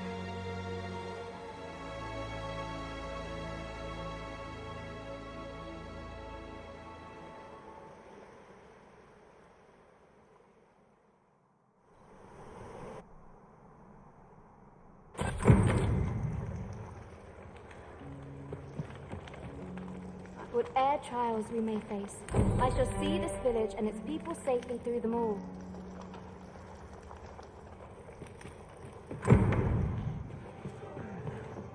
As a reward for your Majesty's efforts, you have been invited to attend the coronation. 'Twould seem congratulations are in order. You will, of course, require raiment befitting of the occasion. I would ask that your Majesty return once you've procured such attire.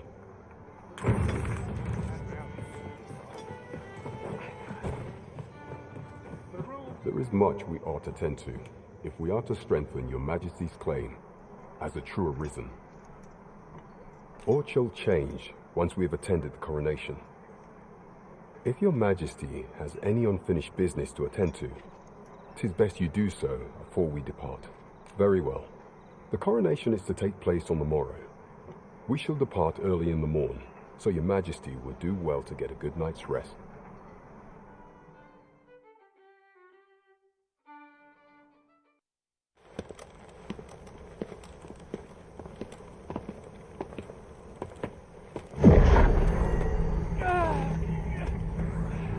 Master! Pray, leave this place! My body, it refuses to obey me! There is a voice within my mind! Urge me, sways my very will. Sways your will? Could it be that the gods sway? We must quit this place, your Majesty. I fear our plans may fall to naught. Let us return to the tavern.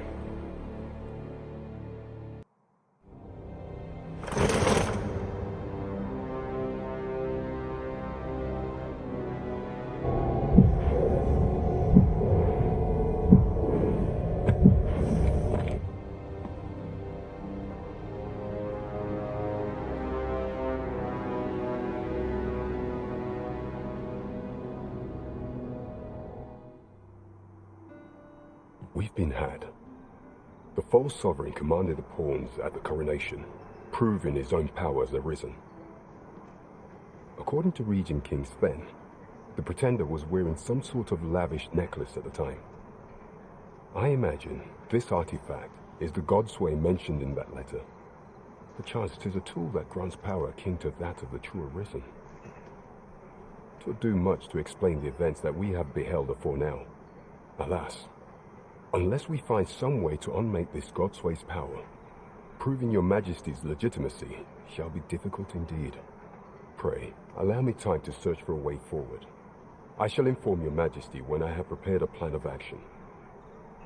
Never could I have imagined such an outcome. What manner of artifact is this Godsway? I suppose 'tis pointless to ponder. Let's just await the results of Captain Brandt's investigation. You have my support.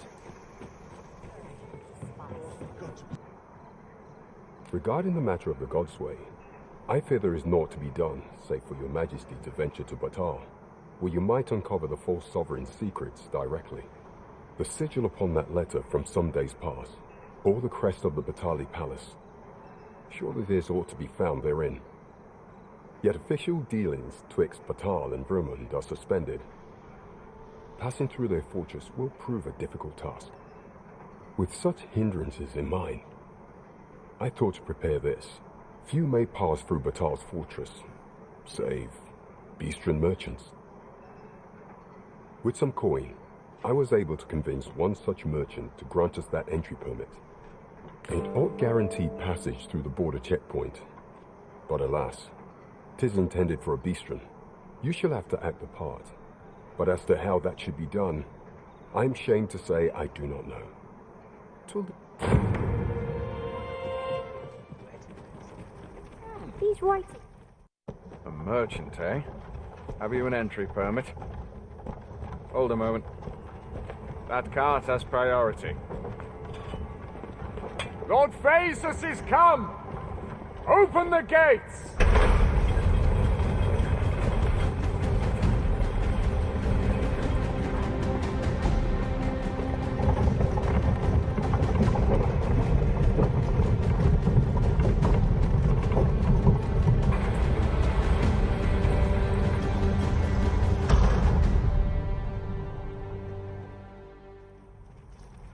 So, you seek to enter Batal, I presume? I'll have to check your permit. Oi! This isn't yours. So, you seek to enter Batal, I presume? I'll have to check your permit. Go on through.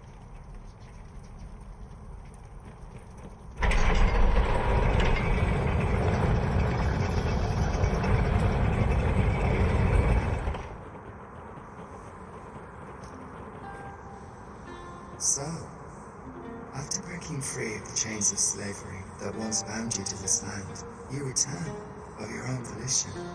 This is good. I am relieved to see that you are fulfilling your charge. Now, 'twould be advantageous for you and your pawn to visit the Rockmaster's burrow in Batal. Methinks 'tis where you will find that which you seek.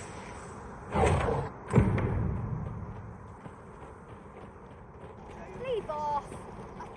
An ill feeling pervades.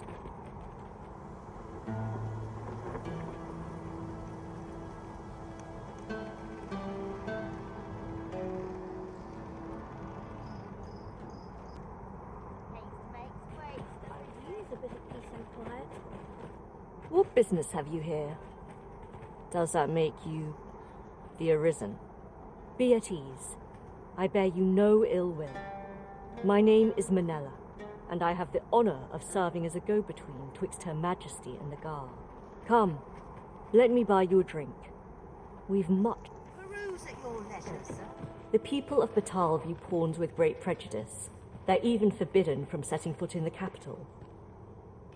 Her Majesty, Empress Nadinia, has long been troubled by this custom, but a practice so ancient isn't easily overturned. Many are unhappy about the existence of this tavern, even though it lies outside the capital, simply because it was established as a place for pawns to gather. I know not what manner of person you are, but if you would aid me in my efforts to make the people of Batal more accepting of pawns, I would be glad to offer you a residence permit.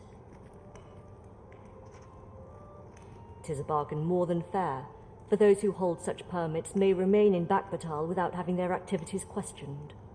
What say you? Glad I am to hear it. Take this, then.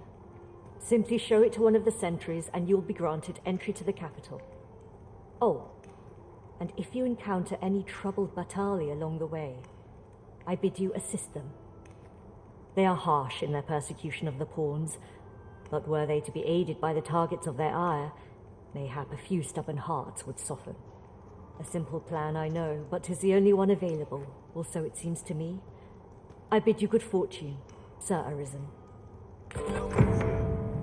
How might I be of service? I believe I can guide you to the person in question. All knowledge of this, God's way, stems from the Forbidden Magic Research Laboratory, which can be found here in Batal. However, you would do well to first travel to the Alta Batal coast and seek a man named Ambrosius. For as a researcher of this laboratory, he will doubtless be able to answer many of your questions. Would you mind coming over here? Who are you? No, never mind, 'tis of little import. I'm searching for blue crystal shards. Find any, and I'll pay you handsomely. The bigger they are, the higher your reward will be. Is that all? Tiny fragments such as these aren't nearly good enough. Still, I expect I'll find a use for them. Here, take your coin and be gone. 'Tis a god's sway. Well, to be precise, the crystalline substance from which 'tis made. By refining such crystals, anyone can attain the power of the Arisen. The power to command pawns, that is. However, small fragments are meaningless. They cannot contend with the Arisen's power, you see. Speaking of which, should you find any large fragments, bring them to me, won't you? Though that might be difficult. We've scoured this area quite thoroughly, I should think. 'Tis possible larger shards may have been mistaken for jewels and carried off by scavengers or collectors or some such. Mayhap one such as the Oracle or the Dragon Forged would be able to aid you in locating them. I can tell you no more than that.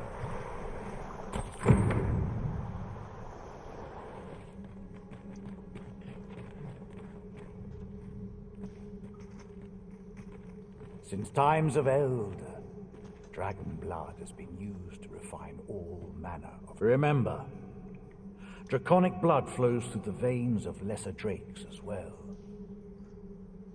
Yet its fate is yours to share, the Godsway.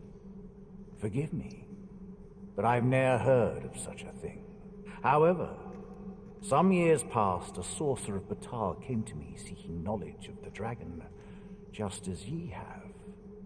It appeared his intent was to alter the will of the world through mortal means. Perhaps there is some connection. Then I bid ye farewell.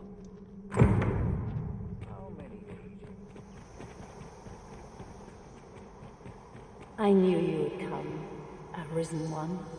You seek answers, and you shall have them, if 'tis within my power to know them. Loath as I am to admit it, I know little of the artifact of which you speak, though I shall tell you aught I can. I sense a land soaked in warmth, a warmth akin to your own, Arisen, to that of the power of the life you possess. Yet it now lies many fathoms below the surface of the sea, in a place unreachable by mortal hands. Though 'tis strange, for I sense also that this warmth grows ere near. 'Twould seem a path will be open to you in time, allowing you to venture into the heart of this warmth, so like your own. Perhaps he who was Dragon Forged can tell you more. Seek him out in Har village, if you would learn from him.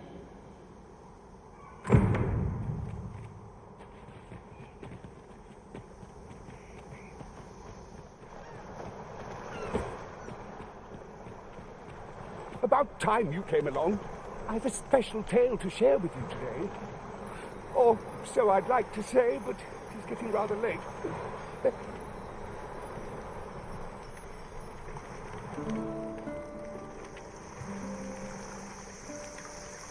Ah, good. You're awake. Look to the sea, my friend. Hard to resist setting out in one's boat with fair skies like these, eh? I've told you about the sunken temple in the middle of the sea, haven't I? I'm quite sure I mentioned it. But I ne'er spoke of the man who resides there. He was such a worthy ruler in life that his armies safeguard him even in death, as he himself would have it. He was once entrusted with the task of watching over this world from the heavens above. Yet he tired of his duty and abandoned his perch in the sky in favor of founding a small kingdom on the ground.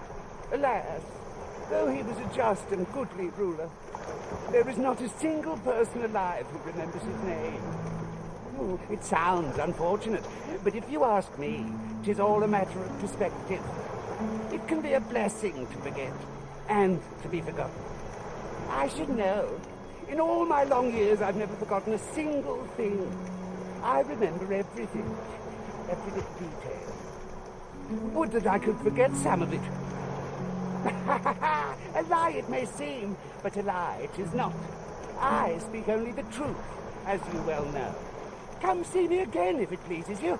I've tales aplenty to share.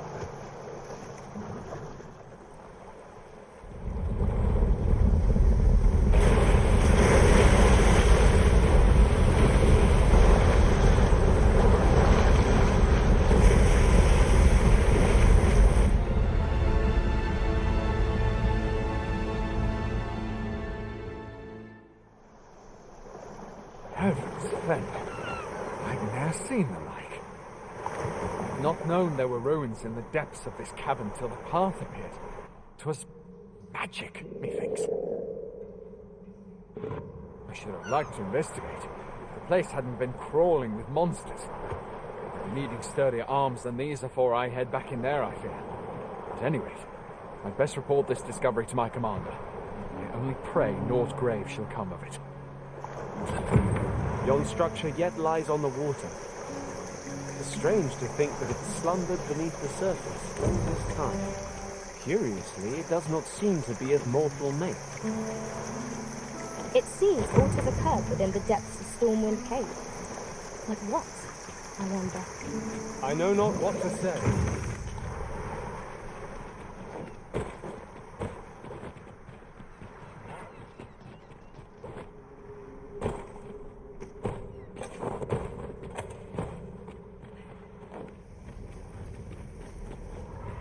There's aught familiar about this place. Have you been here before?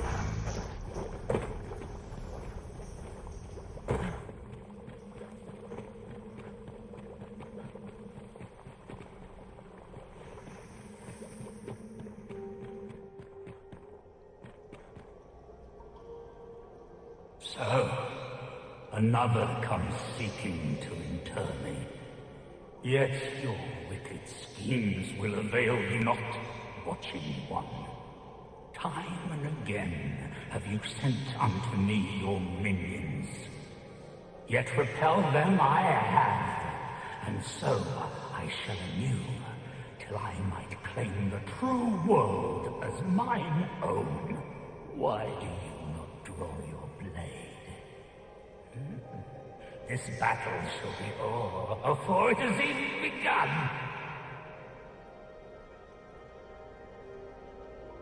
You seek not my death. Then you are not of the Watching One. I am Rothas, founder of the Kingdom of Vermund.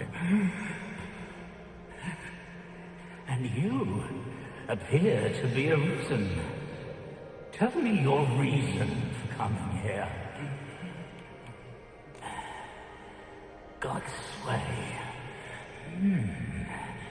Speak you of those trinkets conjured by the wizards of Batal.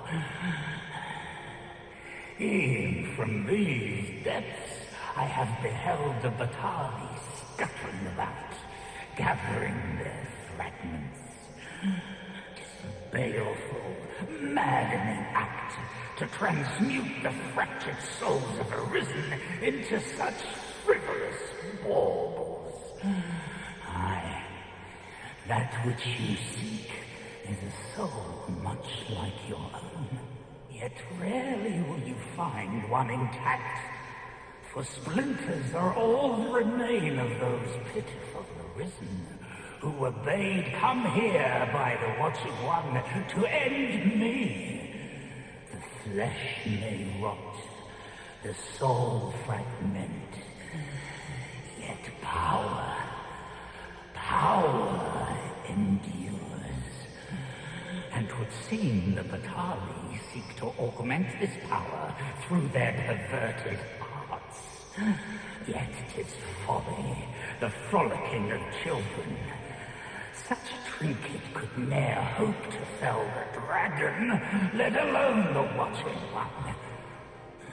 I know little of your intent, but I sense in you a powerful will.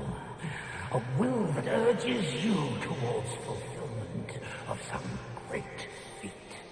I shall grant you this blade. It too is the soul of an Arisen.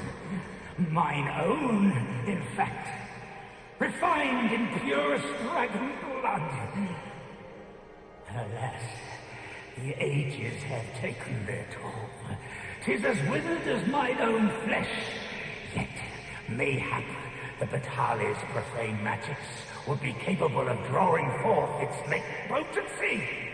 If that is what you seek, Arisen, then go on to their stronghold. I believe 'tis there you shall find the means to achieve it.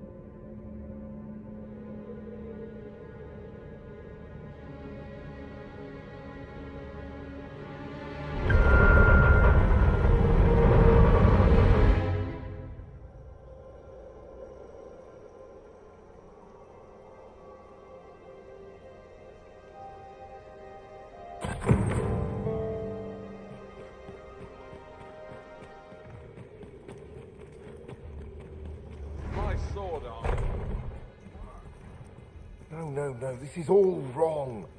What use of pitiful fragments such as these? What we have achieved is sufficient to sway the pawns. But when the time comes to fell the dragon, I fear it may not be enough.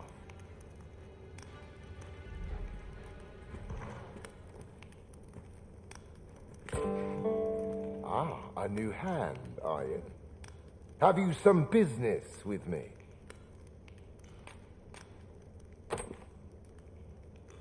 Why? 'Tis an Arisen's. This is incredible.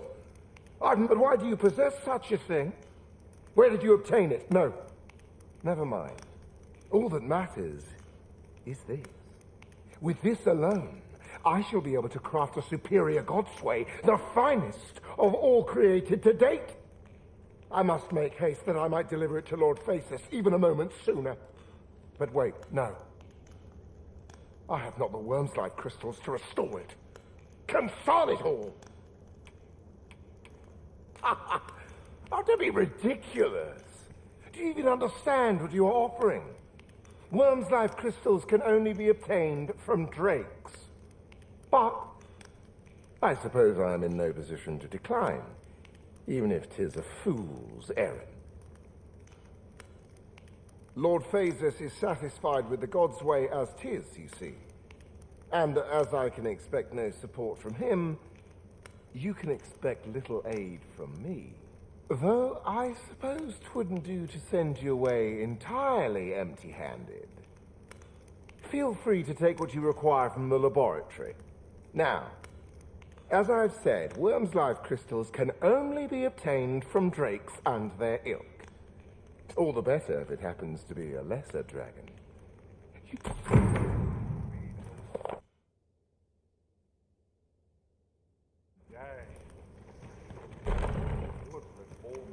You've returned. Have you obtained any worm's life crystals? You have. Incredible! That is no small feat. Yet here you are. And this is precisely what I require to complete my work. I shan't delay. Come by again tomorrow. By then, I will have produced a godsway of unparalleled quality.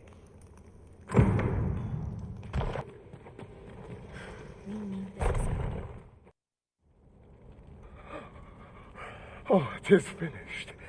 The result is even more sublime than I'd hoped. I must deliver it to Lord Phasis at once. Though, mayhap. Now, I cannot leave this in your hands. I may not be fleet of foot, but only I can do this.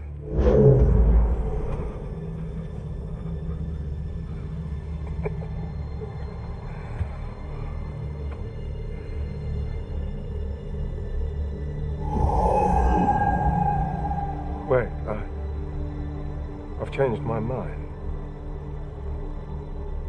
You take it. Deliver the blade to Lord Phasis. You ought reach him in time. Go now. Make haste for Moonglint Tower. There your journey will come to an end, one way or another.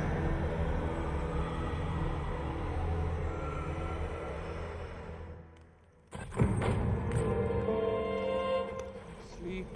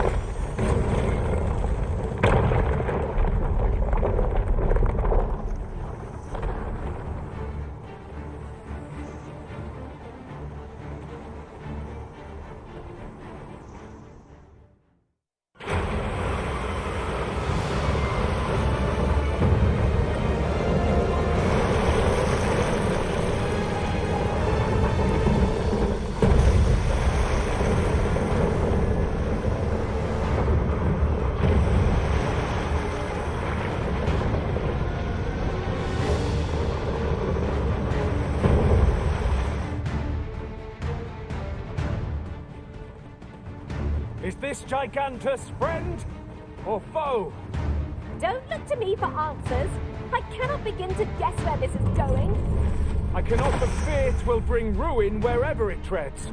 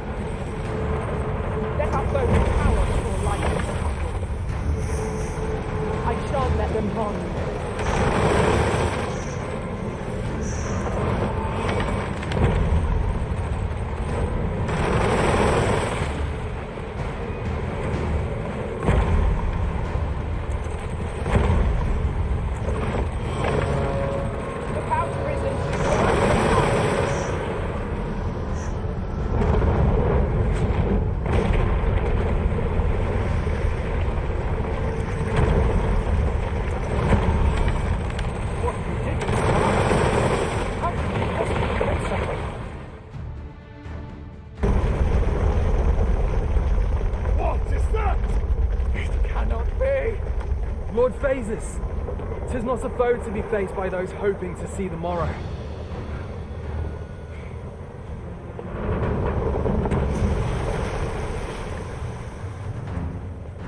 Mine's not the stone puppet, then.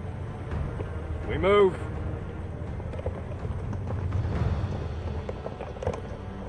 I'm simply to deliver him to the tower, eh? Suppose I ought to have expected a catch.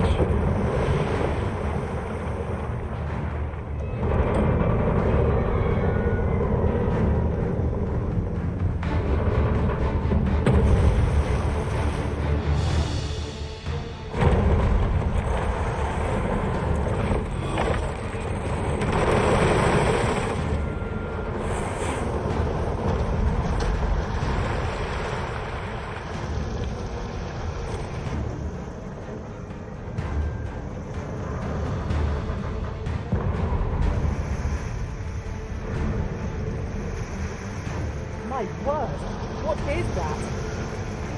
One statue appears to be pursuing Lord Phases. At last, it all becomes clear.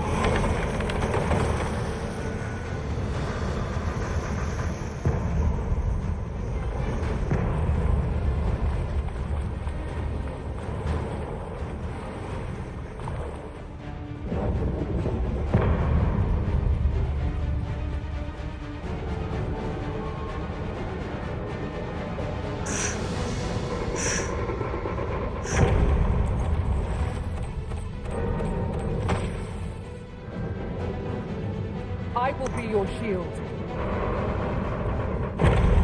I grant your weapon a magic.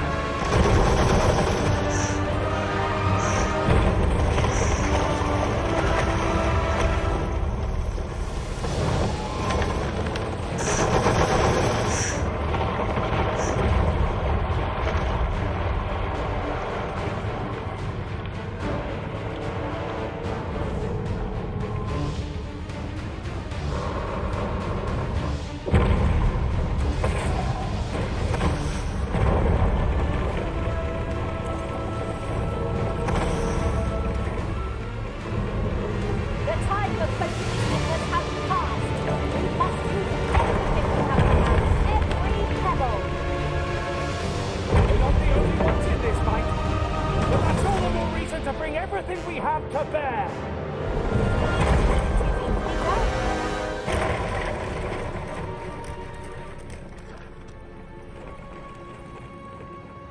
We've heard a lot about this Lord Phases fellow.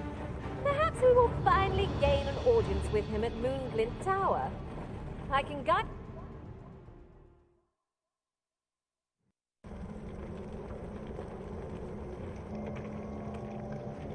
Twould seem the stone puppet has stopped. Have the wounded been tended to? Yes, my lord. Good. I trust you are prepared, Sovereign of Vermont. Will it really be all right? I'm not about to be charred, am I? Fear not. You are in no danger.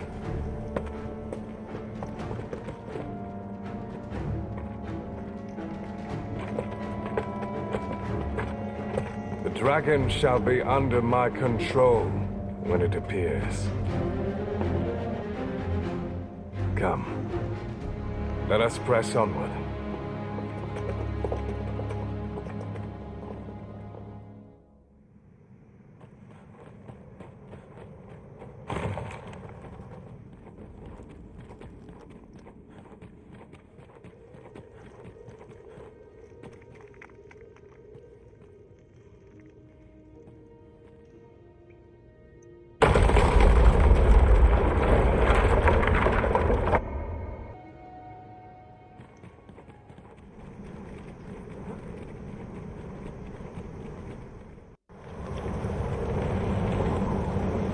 Dragon, heed my call. Your will is mine to command. Curses. This arrival of the true Arisen is most inopportune. Sovereign of Vermont, the ritual must not be disturbed. Let not the Arisen approach. You can manage that, I trust. At last, we may confront the pretender to your title, Master. And it is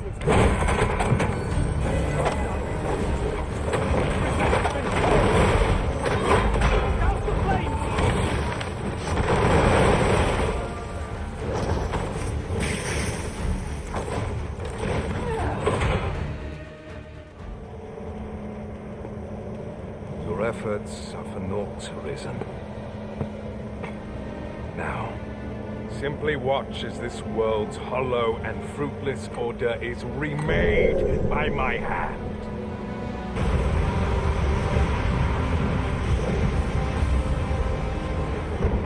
The ritual is complete. The dragon comes.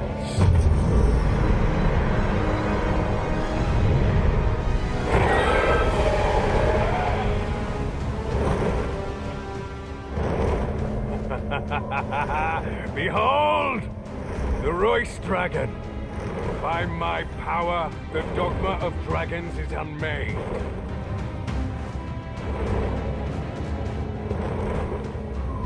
You could ne'er understand, Arisen.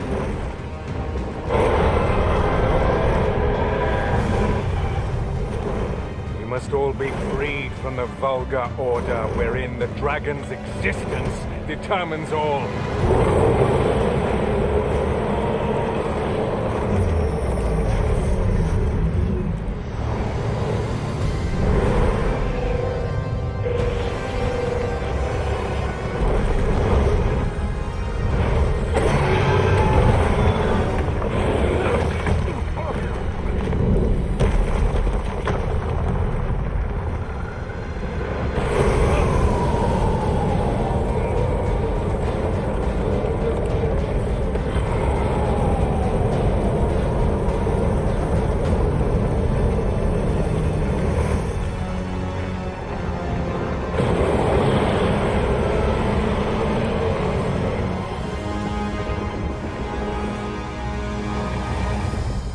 Not enough.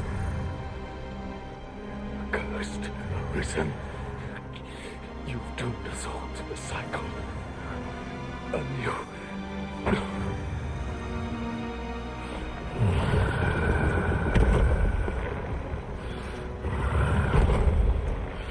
Greetings, Arisen.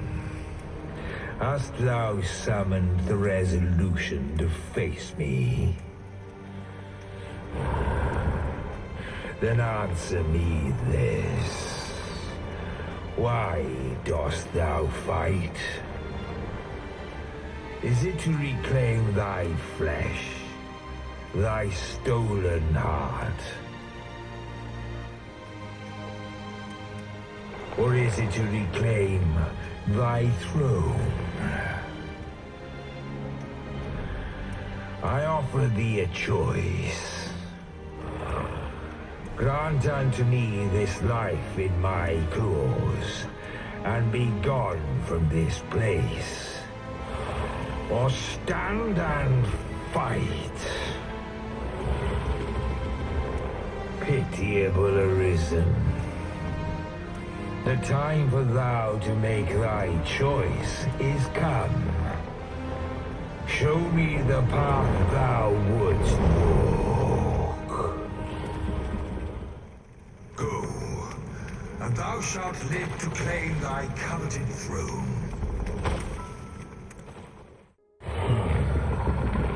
Intriguing. This then is thy will.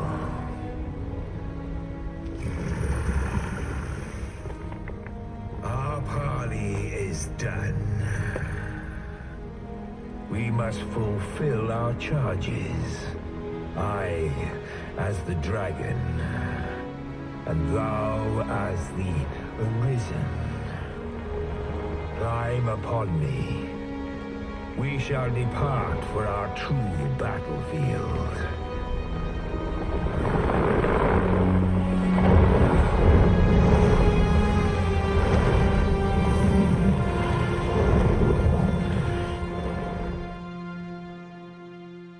Thou wishest to dismantle the world's will, just as I do. Yet dost thou know what awaiteth the world, should it meet such a fate? 'Twould become a fleeting, fragile, vacuous thing, bereft of the cycle.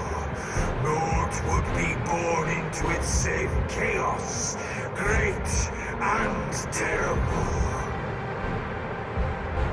Surviving in such a world would be no simple matter.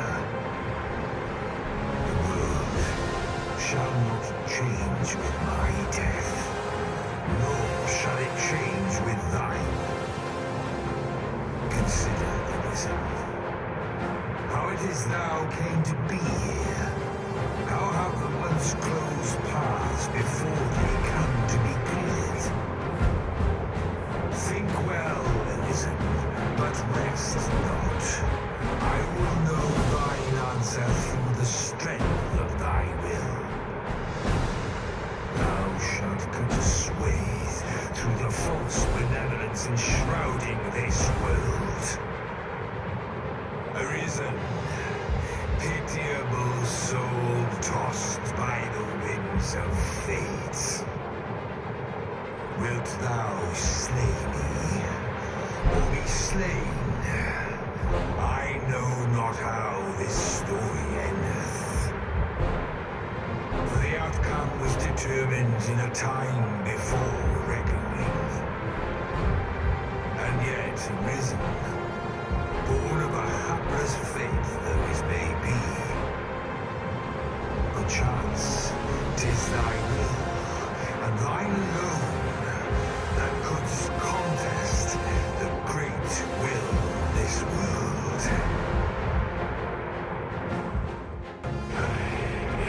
Thou art too late. The hour is upon us. We must decide a victor, and in so doing, form a link in the chain that bindeth this wheel. Tell me, Arisen, what is thy desire? Is it to slay the dragon, thereby delivering the world from darkness? Or dost thou merely seek conflict with a mighty foe? Be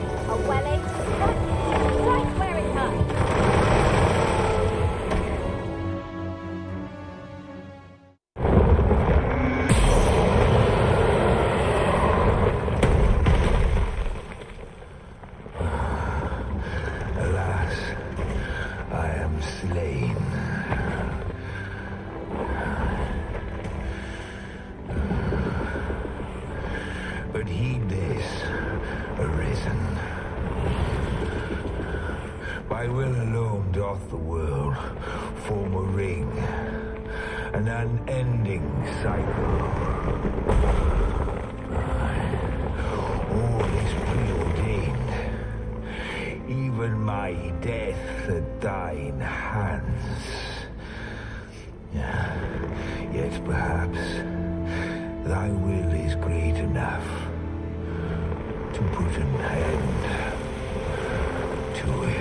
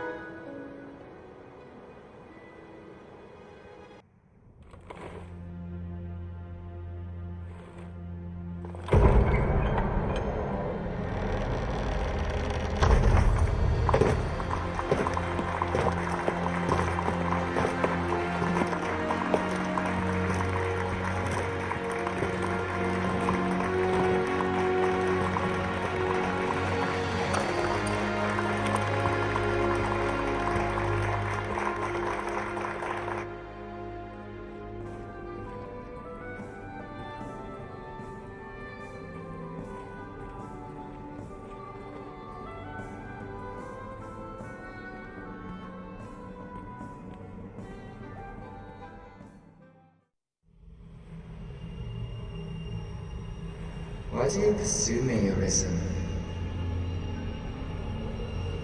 You have fulfilled your charge, are you not satisfied? Seek you greater status? Perhaps to rule the world entire?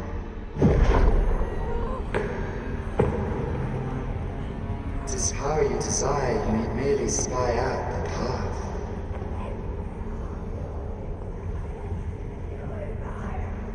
The choice is thine, Arisen.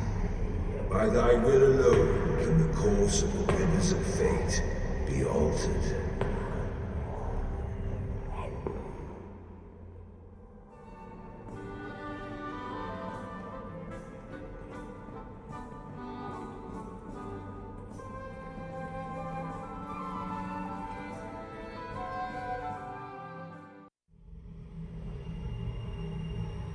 You would still resist your fate. Understand you the folly of such a decision.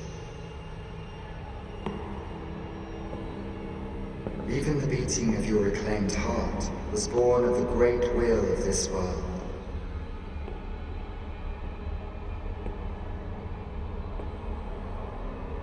Yet you would abandon it. Everything in this world, all that you have come to know as reality, is the creation of the Great Will. Should that will be lost, no mortal being could survive.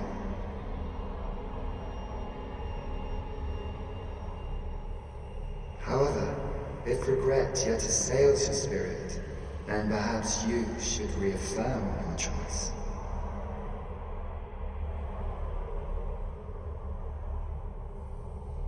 Witness with your own eyes, or through the eyes of another, the fate of this world.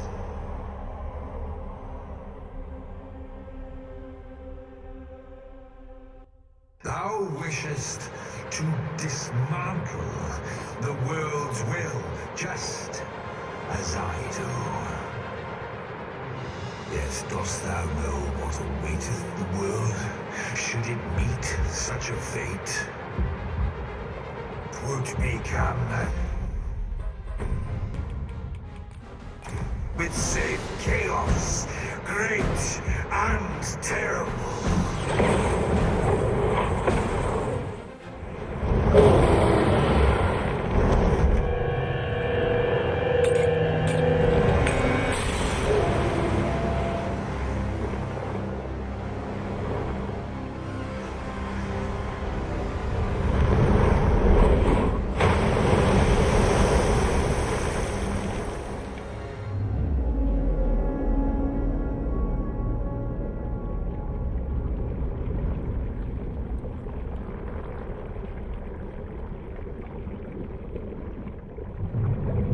No, stay away. Pray. Turn back. Leave now, while you can.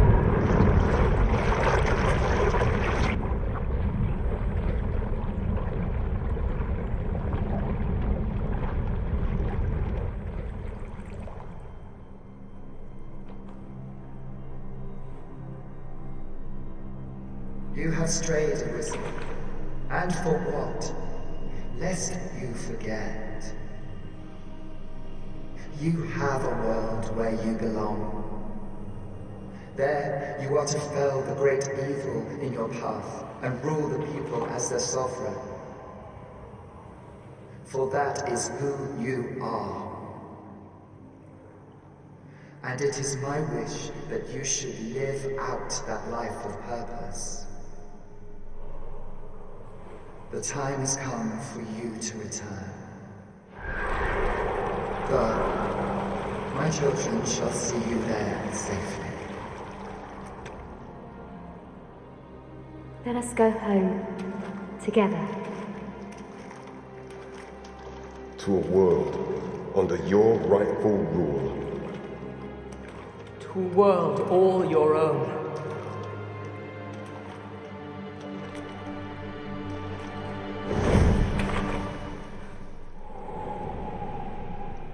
This is your will?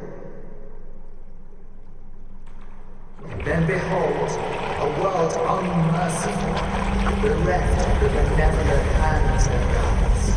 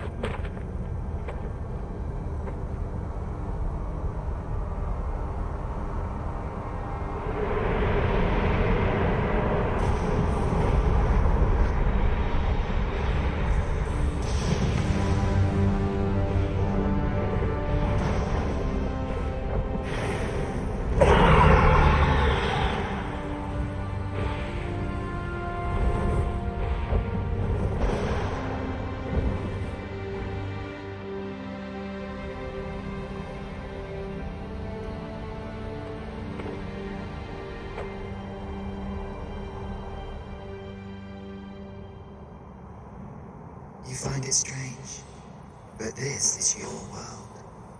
Though alas, if only you had chosen to become sovereign.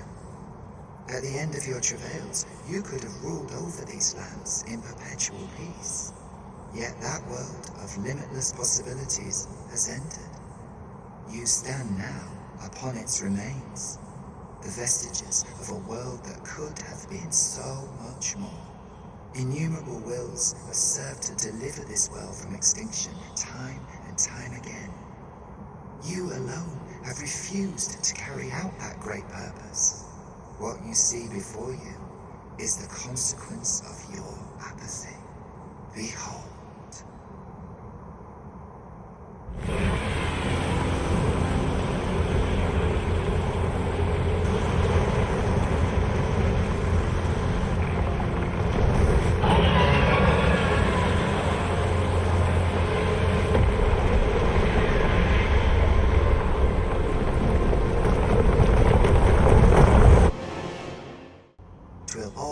To an end. As it has failed to be chosen, and as 'twill ne'er be read, this world will soon cease to exist. In the blink of an eye, the sickle of oblivion will reap aught that you have known. I would advise you not to waste these last moments. It's perhaps, in doing so, you shall come to see the truth, and know the wretchedness of a world unworthy of being chronicled. How shall you fare, I wonder? Will you endure in this world, abandoned and unprotected?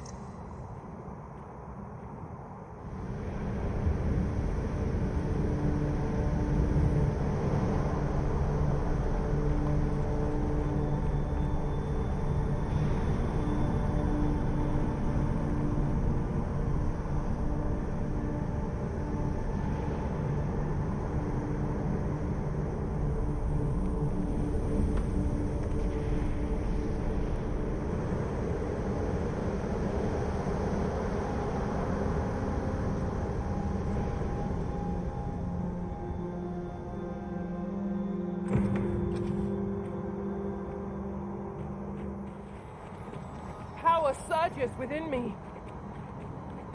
No longer do I feel the probing gaze of the Watching One. Is this your doing, newest of the Arisen? I am he who brought the dragon low, and o'er its bones raised the proud kingdom of Vermin. Despite the magnitude of my feat, I was dissatisfied, and sought ere greater heights, till at last I ruled the world entire. Thus did I come to know of the Watching One, the being by whose many eyes and ears no one or thing in this world goes unobserved. As to the purpose with which they watch, I know not. Did divine one thing.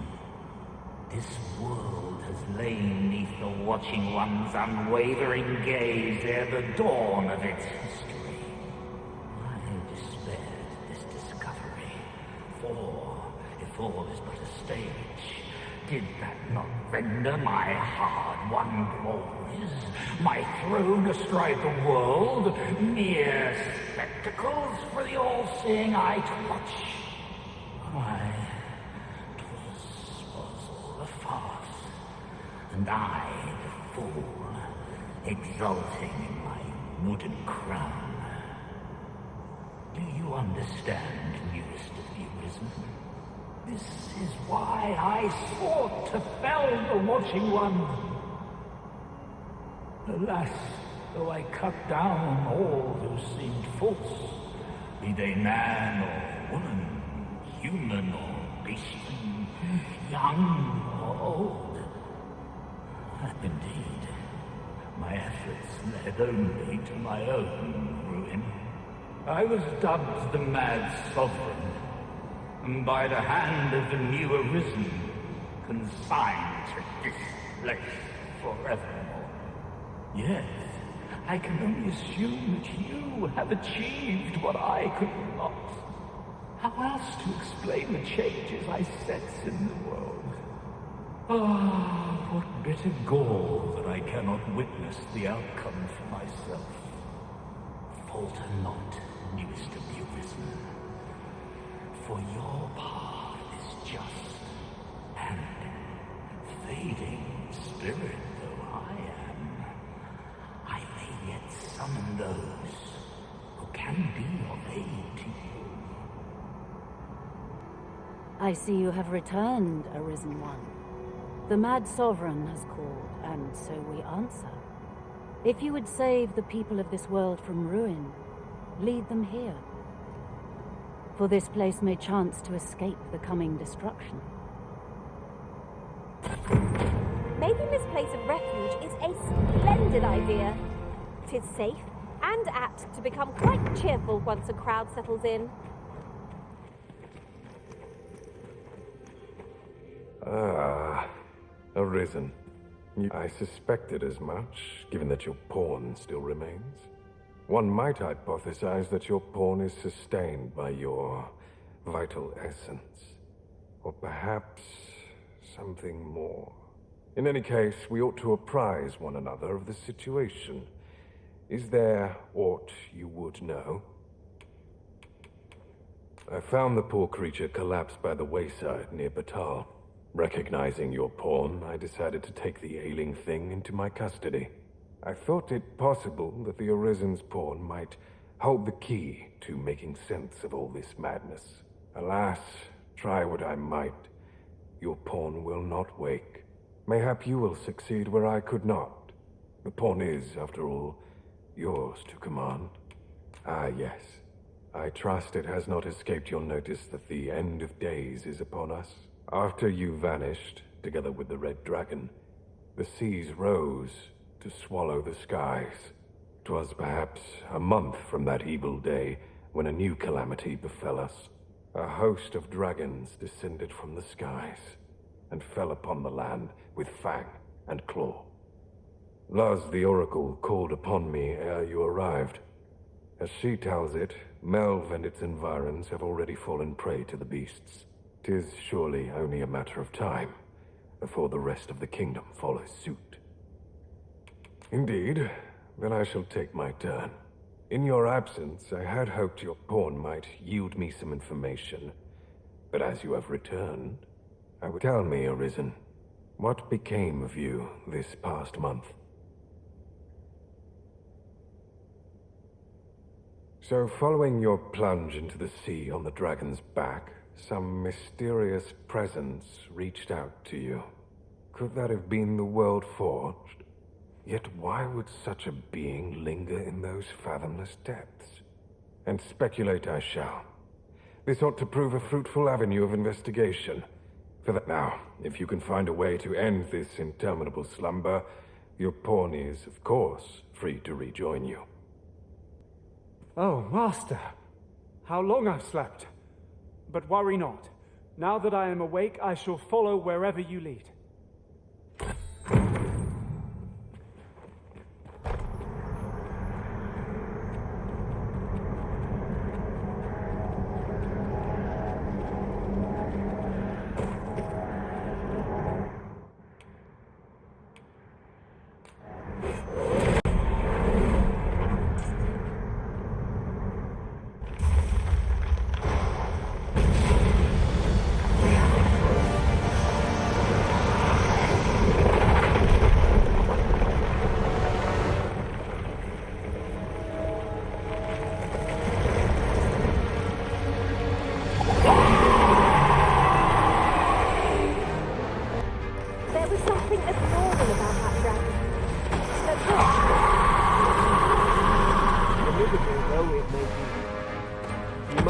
And defeated all the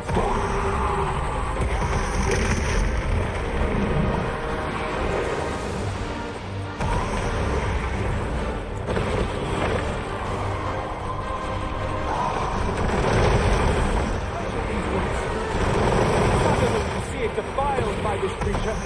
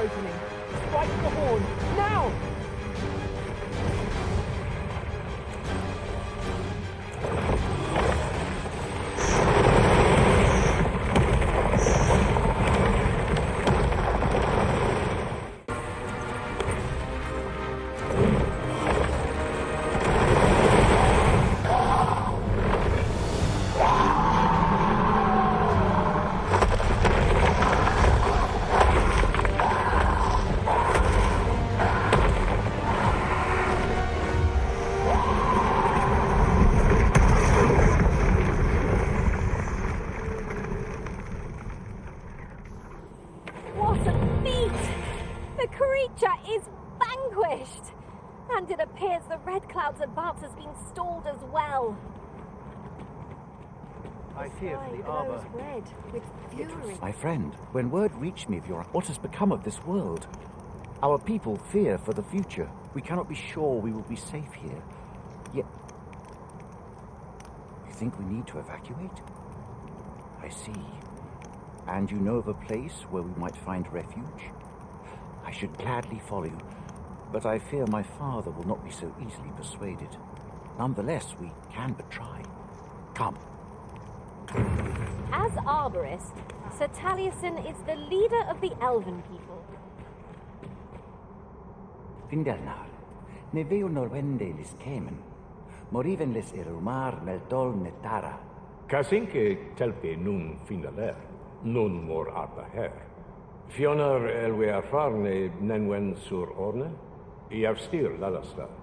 Mornambue roth enfane avasil mines vana. Nevea tara morevin. Lis fra aldakar kemen rose oi andil. Kemen rose elame mor orne arenka liasur. Lia morevin onduiroth mine falis ne kenalien martir. Palan venis in heranon eluisoron ne eruor. Nun is amanda kill angadur fenor. Kemen rose andil soron russa ne karilm irarato. Ne chiamenran en firiav la sestir, e jame via angamar en adaia, moretele erando morivun telume? Findelnar, morivin les charmenan? Nefa oio sur, airando va... Alcarwa fir nun eldaya ane martir, tindome ingarina fa alme alcarwa? Et aler, lea fermor eldalia eralope. Sorne an fameltor, vanalin huror soron, kasinke telpe nun finaler. Lera nefir heranon, anne arteher firnis, nun is amanda kill angadur. Only time will tell whether the cutting...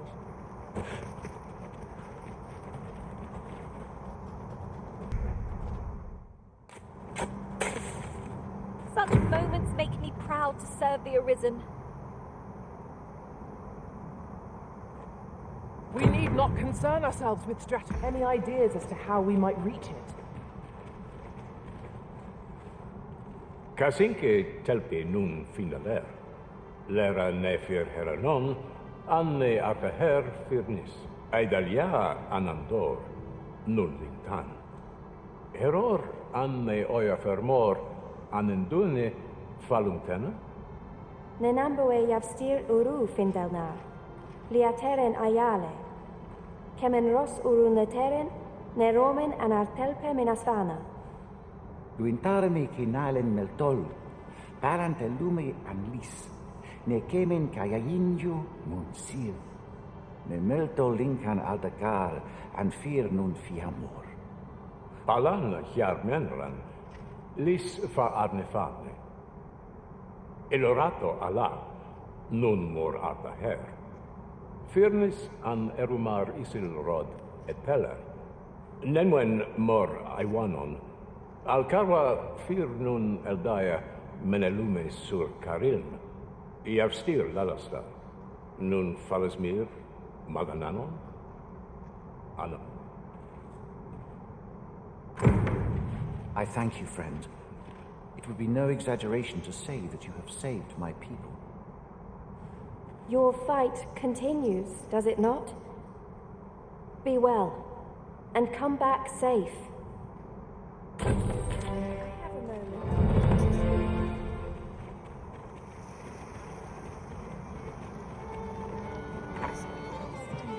Your Majesty, how glad I am to see you safe. Where have you been this past month?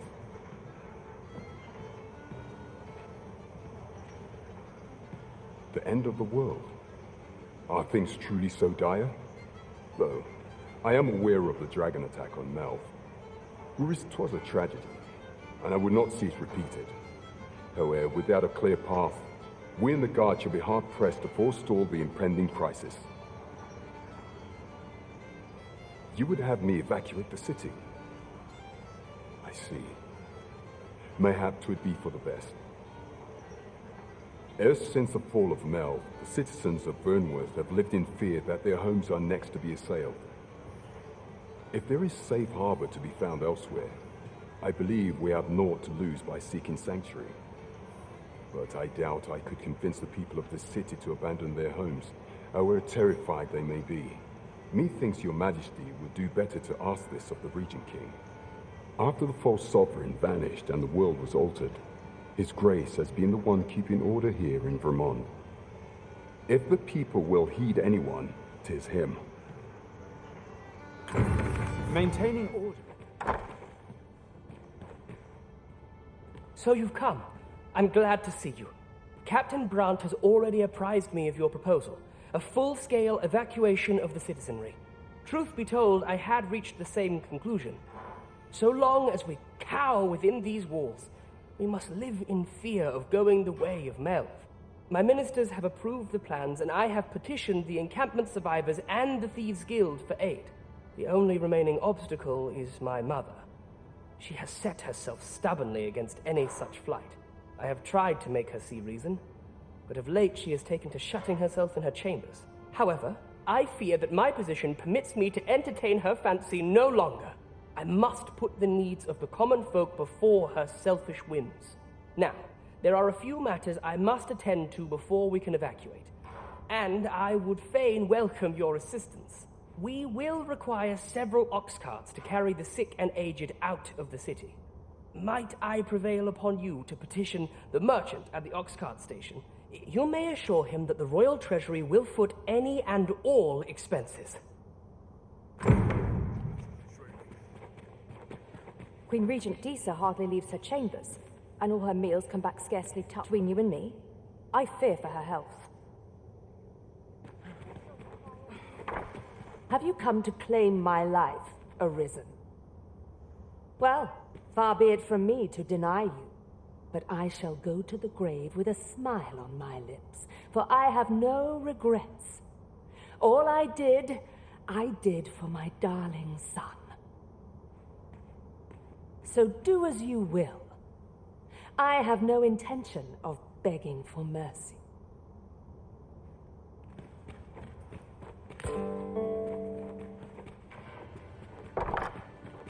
Yes? This was in Mother's room. I did wonder where it had gotten off to, but why would she...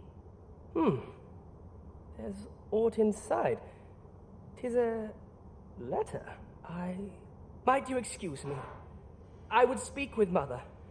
Mayhap there is hope of changing her mind yet. All she did, all the scheming, all the plots, 'twas so I cannot leave her to her fate.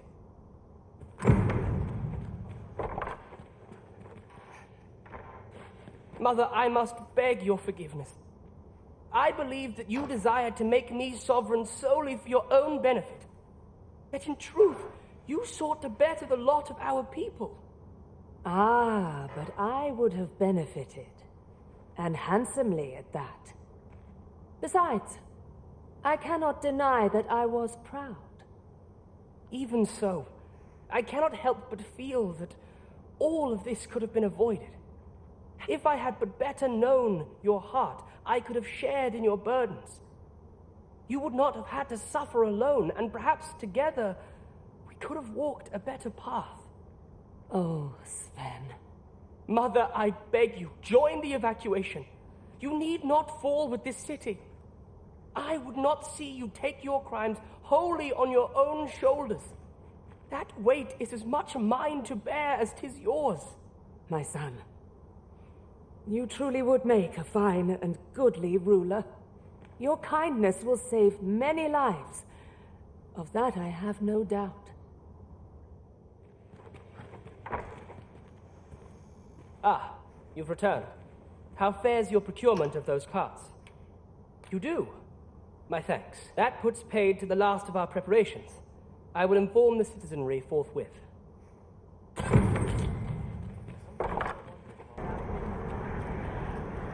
You've pushed your luck to... I'll not take that from you. Pray calm yourselves, good people. I will have none of this squabbling. Sir Manella, you don't understand. This scoundrel's the one who started it. No, you don't understand. This is no time for the people of Batal to be quarrelling amongst themselves. We shan't weather this calamity unless we can recall our common purpose and unite our efforts towards it. Ah, Sir Arisen. You are returned, I see. With the world in such disarray, I could not stand to be away from my homeland. Thus did I return, to render what aid I may. I maintain order as best I can, but for every fire I extinguish, it seems 3 more are incited behind my back. But enough of my woes. What? You wish us to evacuate? Mayhap the idea merits some thought. After all, if we sit on our haunches, it is likely only a matter of time before we share the fate of man. Alas, the people of Batal are far from united in purpose at present. Should we proceed, unheeding of their divisions, I fear that our efforts would come undone ere long. With every soul at their wits' end, conflict is like to spark at the slightest provocation. As such, before we take any measures, I would have you walk amongst the people, Sir Arisen. Behold their plight with your own eyes. And should you encounter any discord, pray do aught you can to resolve the people's quarrels and assuage their fears. Such efforts will doubtless allow the evacuation to proceed all the more smoothly. As for me, my work here is far from done. Let us part ways for now, and reconvene when you have accomplished all you can. Fled tempers are understandable, given the circumstances. You've pushed your luck too far. That's... Ah, Sir Arisen. The people of Batal are beginning to see that they must stand together. We shall see the fruits of your labors when the time comes to evacuate. Pray, return to Empress Nadinia and apprise her of your doings. Heavens only know how many lives you have saved this day. I hope you will accept this humble reward for your efforts. What say we report back to Empress Nadinia? Her Majesty ought to be willing to commence the evacuation now. Understood.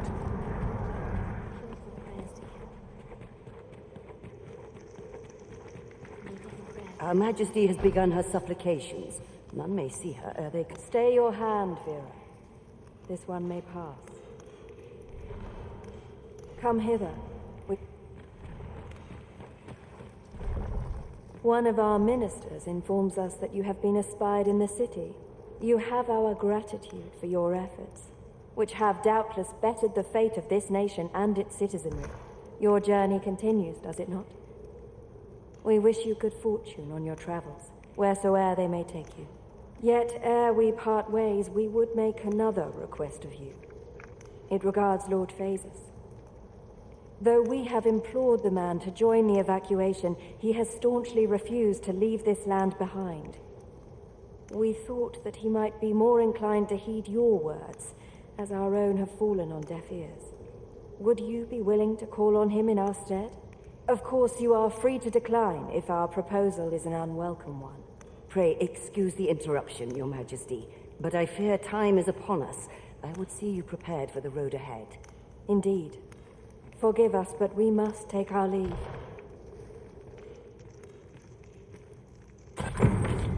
Back Batal and the rest town are now safely evacuated. I am certain we can Outstanding!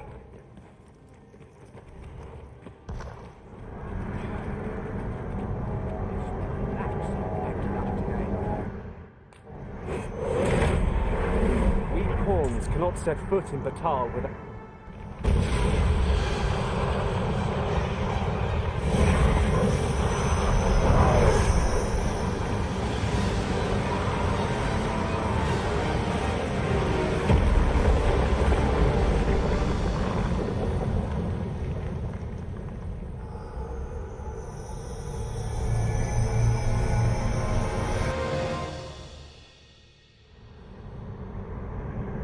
Saw the sky fall, I trust.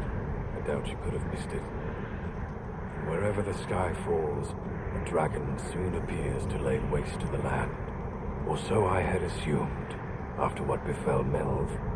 Yet aught here appears to be different. I must examine that creature. It may well be the key to unraveling the origins of this cataclysm. The path through this rock has been sealed to us. There's naught for it but to search for an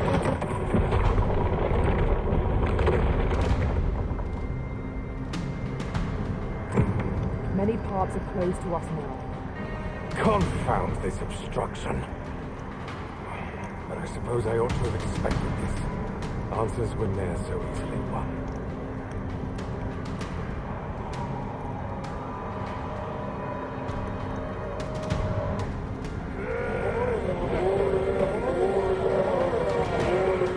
Monsters!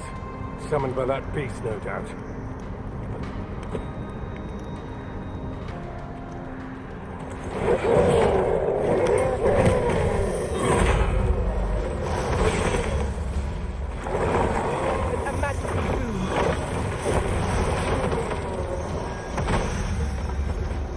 Principles unproven are as dust in me.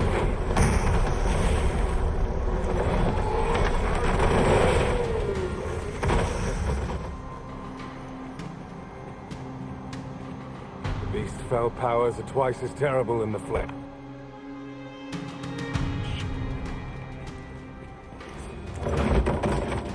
Alas, a theory unproven is of little practical use.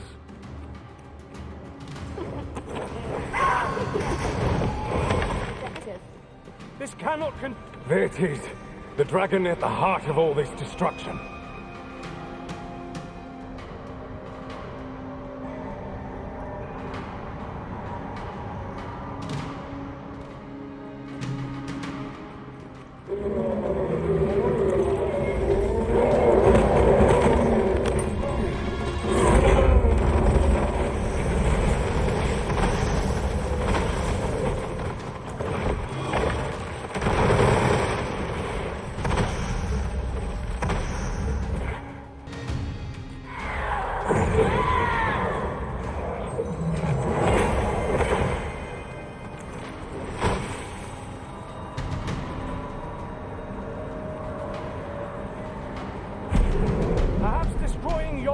Will have some effect.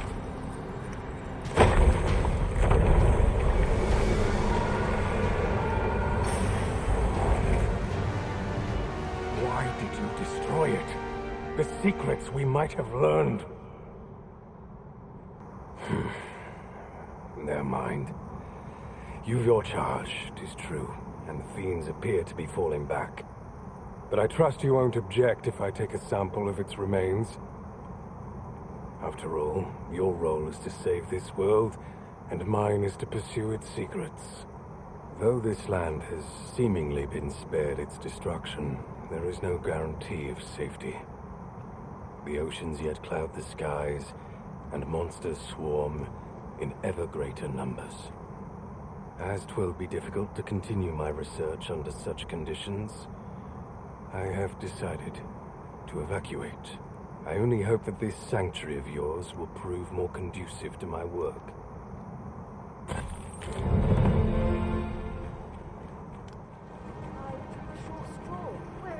The Battalion Knights use this place to train. You're not one of us, so I cannot imagine you've any business being here. Pray.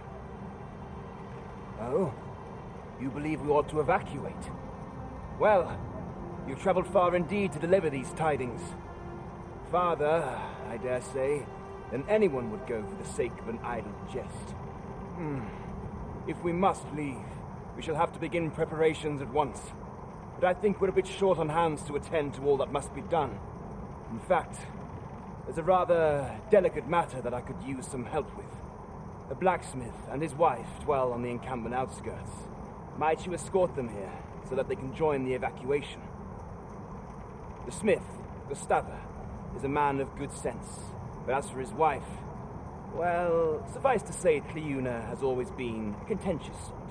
She'd have naught to do with us, given the choice, and isn't likely to take kindly to the arrival of any of my knights on her doorstep.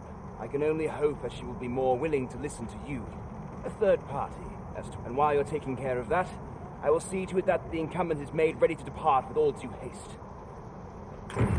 Ah, I remember the blacksmith and his lady wife well. I only hope we can convince them to join the evacuation. That's just what I was thinking.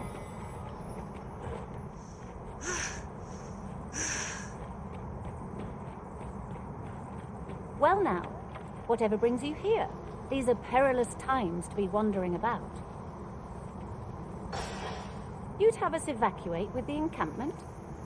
I am touched by your kindness, friend, but we'll manage on our own. I couldn't... Now, I'll hear none of that. I'll see you to safety, my dear, come hell or high water. Besides, I should hope this good soul has earned your trust by now.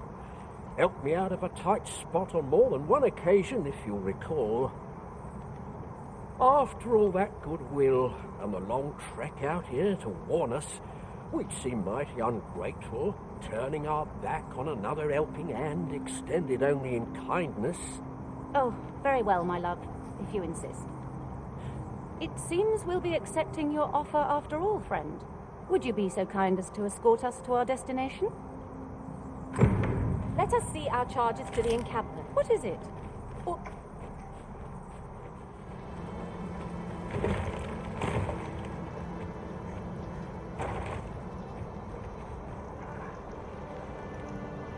Well, here we are. How long before the evacuation begins, I wonder? Would you find Sir Ernesto and tell him we've arrived? Let him know that we'll wait here till the time... Let me get that.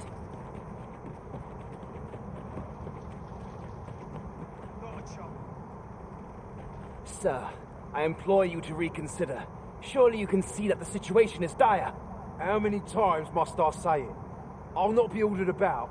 Not by ye, not by anyone. Now bugger off and leave me alone.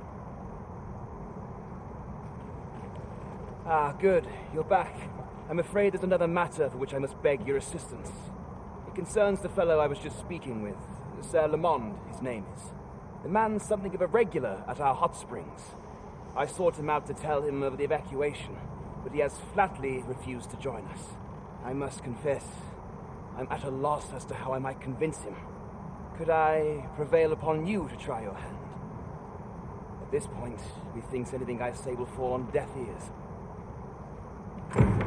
Sir Lamond is as mighty as 100 soldiers. It would be reassuring to have his aid. Shall we speak with him? Fancy meeting ye here, cuz.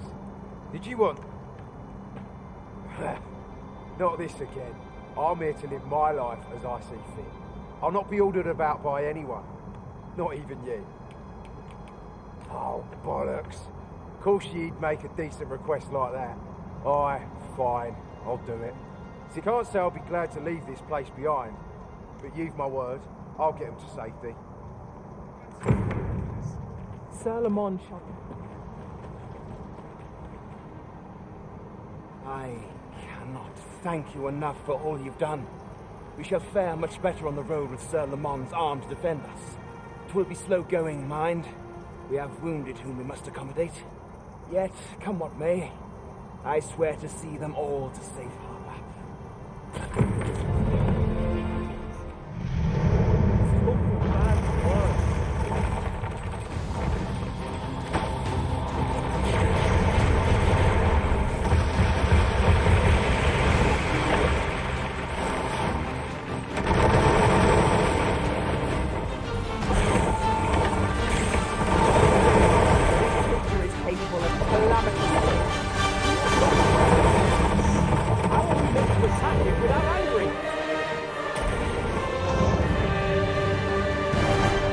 Place does not have long left, I fear. We ought to get to safety.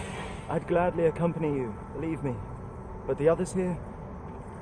Well, follow me. You'll see what I mean.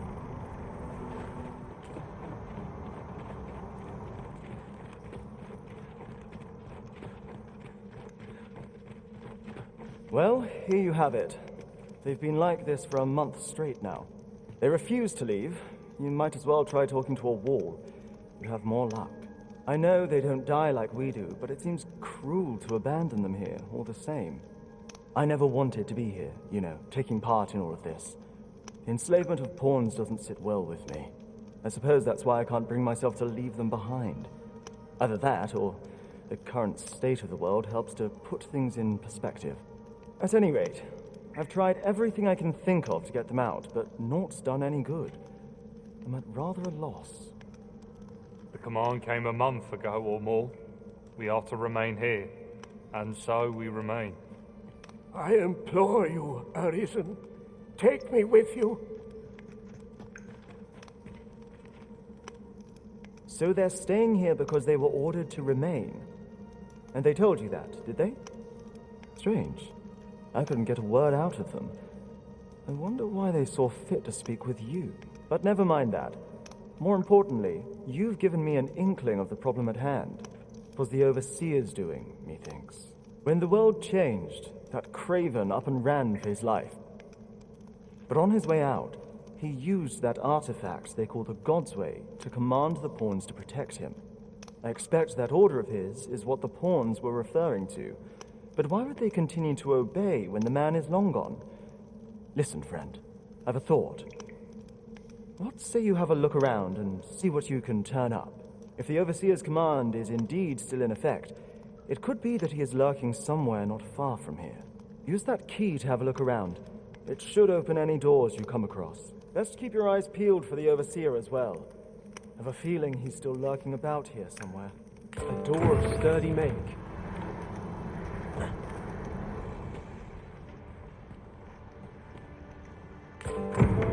So, the pawns were being held here by the power of this God's Way. Now they ought be free to make good their escape. So, there was naught left of the Overseer but bones, eh? I'll wager he thought to take the pawns with him to the grave. He always was a spiteful old goat. At any rate, I'm well grateful for your aid, friend. Now that the pawns are on their feet, methinks I can get them to safety. I only hope they'll heed my words as they have yours. But I'm not worried. I'll find a way to reach them in time, no doubt. My word! Isn't this the God's Way? With this, I'll be able to guide the pawns to the refuge without delay. Now there's no chance of any of them being left behind.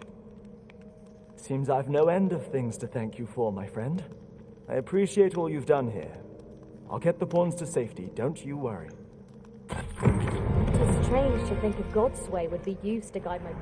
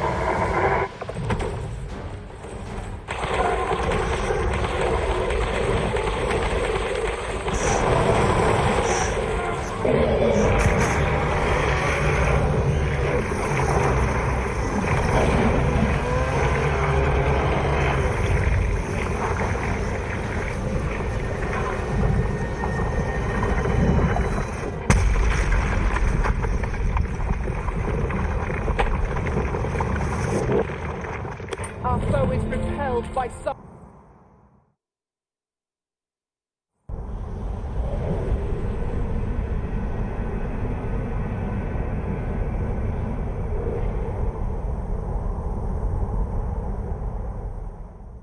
I see you do not relent. Your persistence is most intriguing. What is it that impels you, I wonder? Alas, would that the world had not come to this. For I am certain that your tale would have been a glorious one. Yet, 'twas not to be. You need only cast your gaze upward to glimpse the futility of your defiance.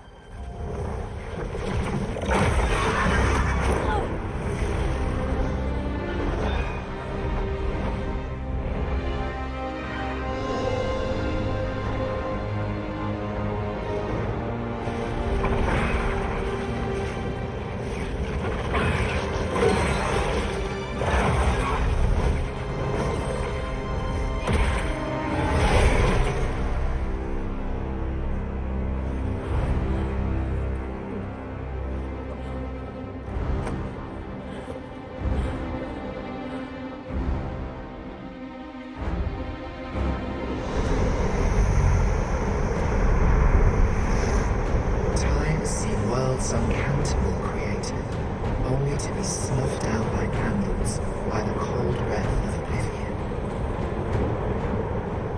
Eventually, the Great Will tired of witnessing this.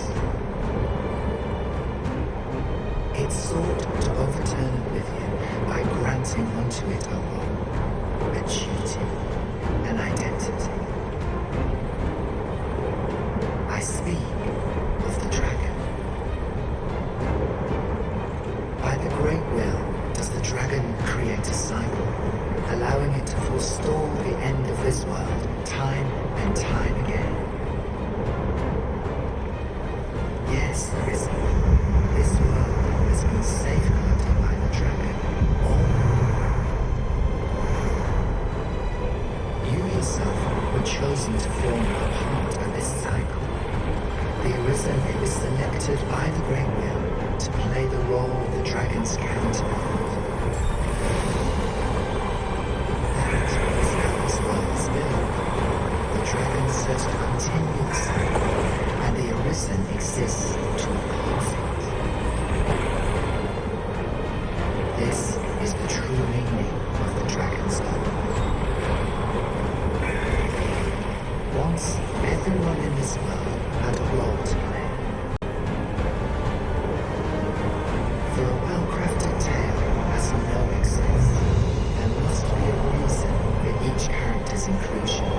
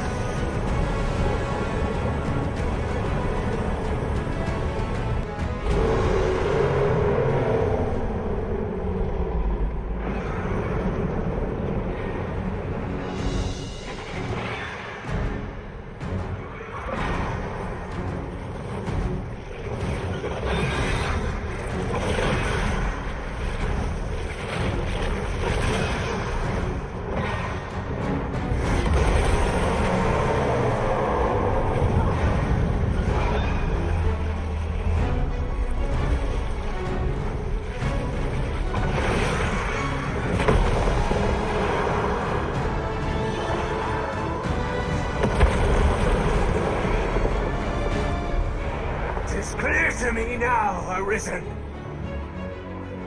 I am no longer a mere vessel. Your great will has imbued me with a lesser will of my own.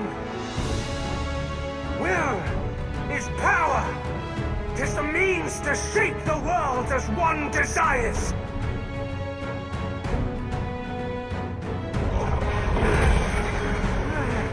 Master!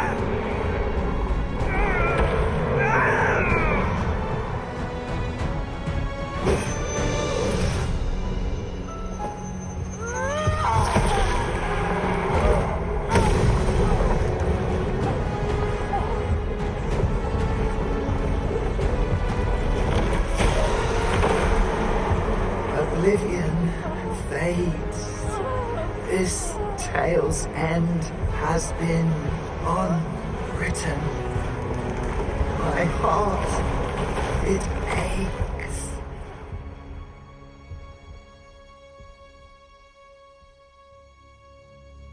A new world comes. A new tale is set to unfold. Yet, it seems I will not be there to watch it.